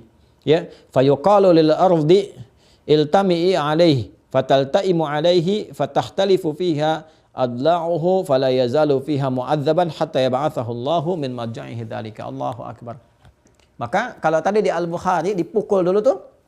Dipukul ya, pakai palu besi tadi udah dipukul, maka malaikat itu dikonfirmasi di At-Tirmidzi, setelah itu belum selesai, udah dipukul, diperintahkan kepada tanah, himpit tuh sampai hancur. Maka hancurlah kemudian tulang belulangnya, habis semuanya, ya, dan terus begitu, terus tuh kan. Ya, terus begitu dihancurkan sampai kemudian tiba hari kiamat. Jadi tiap waktu begitu aja. Ya, tiap waktu begitu, dihimpit, hancurkan, pukul, himpit, hancurkan, selesai gitu kan. Dan demikian. Jadi kita berlindung pada Allah Subhanahu wa taala akan keadaan-keadaan di alam kubur karena ini perkaranya gaib dan belum ada riset pengetahuan dan tidak mungkin ada juga sehingga bisa ditangkap oleh akal, maka nggak usah menyoal dengan akal. Ya, kalau ada orang menyoal akal dengan alam kubur, ini menunjukkan dua hal. Satu, imannya dangkal. Kedua, ilmunya juga nggak ada. Ya, ini sebetulnya orang bodoh kalau menyoal seperti itu, jangan terlalu jangan terlalu banyak dalil kalau menyampaikan. Jadi kalau orang nggak yakin, jangan pakai dalil. Karena dalil itu masuknya ke iman. Iman itu urusan keyakinan. Ya, disampaikan, dakwahi, doakan, sudah selesai. Kan? Dan satu kali mudah-mudahan kita berharap Allah memberikan petunjuk. Kalau kita bagi orang beriman, sudah kita yakini, kita pahami. Jadi apa isi dari pembicaraan kita dan ta'lim kita di kesempatan subuh kali ini, bahwa satu saat kehidupan kita akan berakhir. Dan Allah sudah tampakkan. Ya, ada yang duluan sudah kelihatan dikuburkan, banyak orang mengiringi. Kita tinggal bertanya, besok saya meninggal, siapa yang mandikan, siapa yang nyolatkan, siapa yang ngantarkan ke alam kubur. Kan ini dikonfirmasi semua di hadis. Bisa nggak Anda tunjukkan referensi buku mana, kitab mana yang menunjukkan kepada kita lengkap detil dari mulai meninggal itu seperti apa, caranya bagaimana, ada yang halus, ada yang senyum, ada yang begini, ada yang kasar, ada yang takut. Tunjukkan kepada si kitab mana. Setelah itu selesai, lengkap cara memandikannya, mengafaninya, menyolatkannya di alam kubur sampai mengiringi. Tunjukkan kepada saya kitab mana yang menyampaikan bimbingan sampai mengiringi. Sampai selesai dikuburkan. Sampai selesai itu pun, itu diberikan petunjuk. Kalau Anda yakin pada awalnya, kenapa nggak yakin pada tengah dan akhirnya? Ya. Makanya bahasa Al-Quran, kenapa Anda yakin sebagian-sebagian? Ya. Yu'minu bi ba'din wa yakfuru bi ba'd. Ya, dia itu beriman pada satu hal, tapi kufur pada yang lainnya. Jadi kalau kita sudah melihat ini benar dari awal sampai akhirnya, tentunya kebenaran itu semuanya kita yakini. Jangan setengah-setengah kita ambil. Nah ini ada perkara-perkara yang disampaikan lewat akal karena fisikal, setelah itu ujian keimanan kita. Ini kalau kamu yakin yang awalnya, ini kan kitab yang sama, Quran yang sama, petunjuk yang sama, menyampaikan berita. Kenapa sebagian kamu yakini, sebagian tidak? Karena saya belum mengalami. Masa kamu mau yakin dulu setelah kamu mengalami? Kalau sudah mengalami bukan yakin namanya, itu ilmu namanya. Yakin itu ada sesuatu yang belum tampak lewat mata, lewat indera, kan? Lewat ilmu kita yakini lewat iman kita. Nah keimanan kita mengatakan lewat petunjuk yang kita baca dari Al-Quran, dari hadis-hadis Nabi SAW, bahwa setelah meninggal kita masuk ke waiting room, disebut dengan barzakh, pemisah antara dunia dengan akhirat. Di dalamnya kemudian dikubur, ya, artinya hilang semua jejak kehidupan kita, nggak muncul lagi ke dunia, nggak beraktivitas lagi dan sebagainya. Di situ kemudian dikonfirmasi oleh dua malaikat yang bertugas. Siapa malaikat itu? Munkar dan Nakir. Dikonfirmasi di At-Tirmidzi nomor hadis 1071. Jadi kalau kita mendengar kata munkar, nakir, jangan sambil senyum. Ya, Munkar Nakir Rakib Atin Malik Ridwan senyum. Ingat ke hadis ini. Munkar Nakir tuh ancaman di kening ini nih. Jadi kalau nggak sujud, batuk deh, palu tuh. Palu besi tuh. Awas tuh. Nih, kening ini nih. Ya. Jadi anak-anak kita tuh kalau lagi latihan sholat, ya dari kecil diceritakan, ya malaikat diceritakan. Nah, Bapak kenapa nggak sujud ini? Nanti, gambar palu ini nih, besi tuh, lihat tuh, pok. Nah, kalau nggak sholat nanti dipukul malaikat di sini. Malaikat siapa? Munkar Nakir. Gimana? Malaikat nanti akan muncul kalau amalnya bagus. Amal bagus, sudah sholatnya rajin, selesai kita menghadap Allah baru muncul. Kalau sekarang nggak beramal, nanti berbahaya setelah meninggal. Nah ya, jika anak-anak dengan diri kita dan diingatkan itu semua, ya. Dan kita berharap semoga Allah lapangkan kubur kita, terangi kubur kita, kubur orang tua kita, kerabat-kerabat kita, dan orang-orang yang telah mendahului kita, dan semoga Allah memberikan inspirasi kebaikan dari amal-amal soleh mereka. Dan semoga Allah juga melembutkan hati para pelaku maksiat untuk bertobat, melembutkan saudara-saudari kita, sebangsa setanah air, ataupun siapa yang berkehidupan yang belum beriman. Ya, semoga Allah menguatkan mereka. Kita mencintai mereka karena Allah. Semoga Allah memberikan kekuatan hidayah. Semoga mereka mau bersyahadat sebelum wafat. Tidak ada paksaan dalam berislam. Semua dapat memilih sesuai apa yang dia yakini. Tapi pada akhirnya kita karena sayang kita mendoakan. Ya, kita nggak pernah paksa orang siapapun. Ya, innama anta mudzakir lasta 'alaihim bimusaitir. Allah menegaskan kepada Rasulullah, kamu pengingat aja, bukan pemaksa orang. Kita ingatkan, alhamdulillah kalau ingin kembali, ya, tapi kita juga bersedih kalau kemudian tiba-tiba memilih jalan yang ingin dipilih. Kita sudah berusaha, berikhtiar, kita mendoakan juga, dan mudah-mudahan ringan hisab kita di hadapan Allah Subhanahu wa taala. Jadi, selesai pembahasan kita. Kalau saya tanya siapa malaikat yang bertugas di alam kubur, ya, maka Anda bisa jawab namanya Munkar dan Nakir. Dari mana referensinya? At-Tirmidzi nomor hadis 1071, kan? Siapa periwayatnya? Sahabat Abu Hurairah. Apa yang terjadi di alam kubur berdasarkan informasi dari tadi sampaikan. Lalu apa feedbacknya kepada kita yang masih hidup saat ini untuk menyiapkan kehidupan alam kubur kita, ya. Jadi nggak usah cari kampus, ya, jurusan alam kubur, fakultas alam kubur, jurusan penerangan misalnya kan, atau jurusan arsitektur perluasan. Ya, percuma saja kalau amal kita tidak maksimal kemudian menyiapkannya. Saya kira itu teman-teman sekalian, hadisnya sudah ditampakkan, Qurannya sudah dibuka, kemudian kisahnya juga sudah diteruskan, dan semua itu karena kasih sayang Allah kepada kita diinfokan sebelum kita meninggal. Saya tidak tahu ya, banyak orang kan juga yang beraktivitas, tapi kan Anda yang terhubung lewat saluran ta'lim ini. Ya, artinya kita terpilih kan oleh Allah untuk mendengar informasi ini, untuk belajar. Ya, kalau sudah kita dipilih, Allah memilih, Allah berkasih sayang, kita diberi kesempatan, harusnya kita merespon itu dengan menyiapkan amal soleh kita. Sekira itu untuk pertemuan hari ini teman-teman sekalian. Saya mohon untuk semuanya supaya kita mencoba saling mendoakan sehingga menguatkan jiwa kita untuk beramal. Itu yang pertama. Yang kedua, kita konsisten ya, istiqamah dengan kebaikan, kemudian saling mengingatkan, saling belajar lagi, dan serius dalam pelajaran. Maafkan saya kalau ada yang tidak tepat atau salah, mohon ditinggalkan, dikoreksi sehingga saya bisa perbaiki. Maafkan saya sekali lagi, mohon titip doa agar Allah berkenan mengampuni dosa saya dan keluarga, kedua orang tua. Begitu pula doa kami terbaik untuk Anda semua. Semoga Allah berkenan menerima. Dan satu hal yang paling saya mohonkan pada teman-teman, mohon dalam sujud mintakan agar Allah berkenan mengikhlaskan ya semua amal-amal yang kami kerjakan sehingga bisa berdakwah dengan ikhlas dan mengampuni dosa-dosa. Demikian, Allahumma taqabbal minna innaka antas sami'ul alim wa tub alaina innaka antat tawwabur rahim. Allahumma rabbana atina fid dunya hasanah wa fil akhirati hasanah wa qina adzabannar. Allahumma arzuqna nuraka ya arhamar rahimin. Nawwir hayatana hayatan thayyibah bi nurika ya rabbal alamin wa bi nuril qur'anil karim wa bi nuri sunnati nabiyyikal karim Muhammadin wa ala alihi wa sahbihi ajma'in.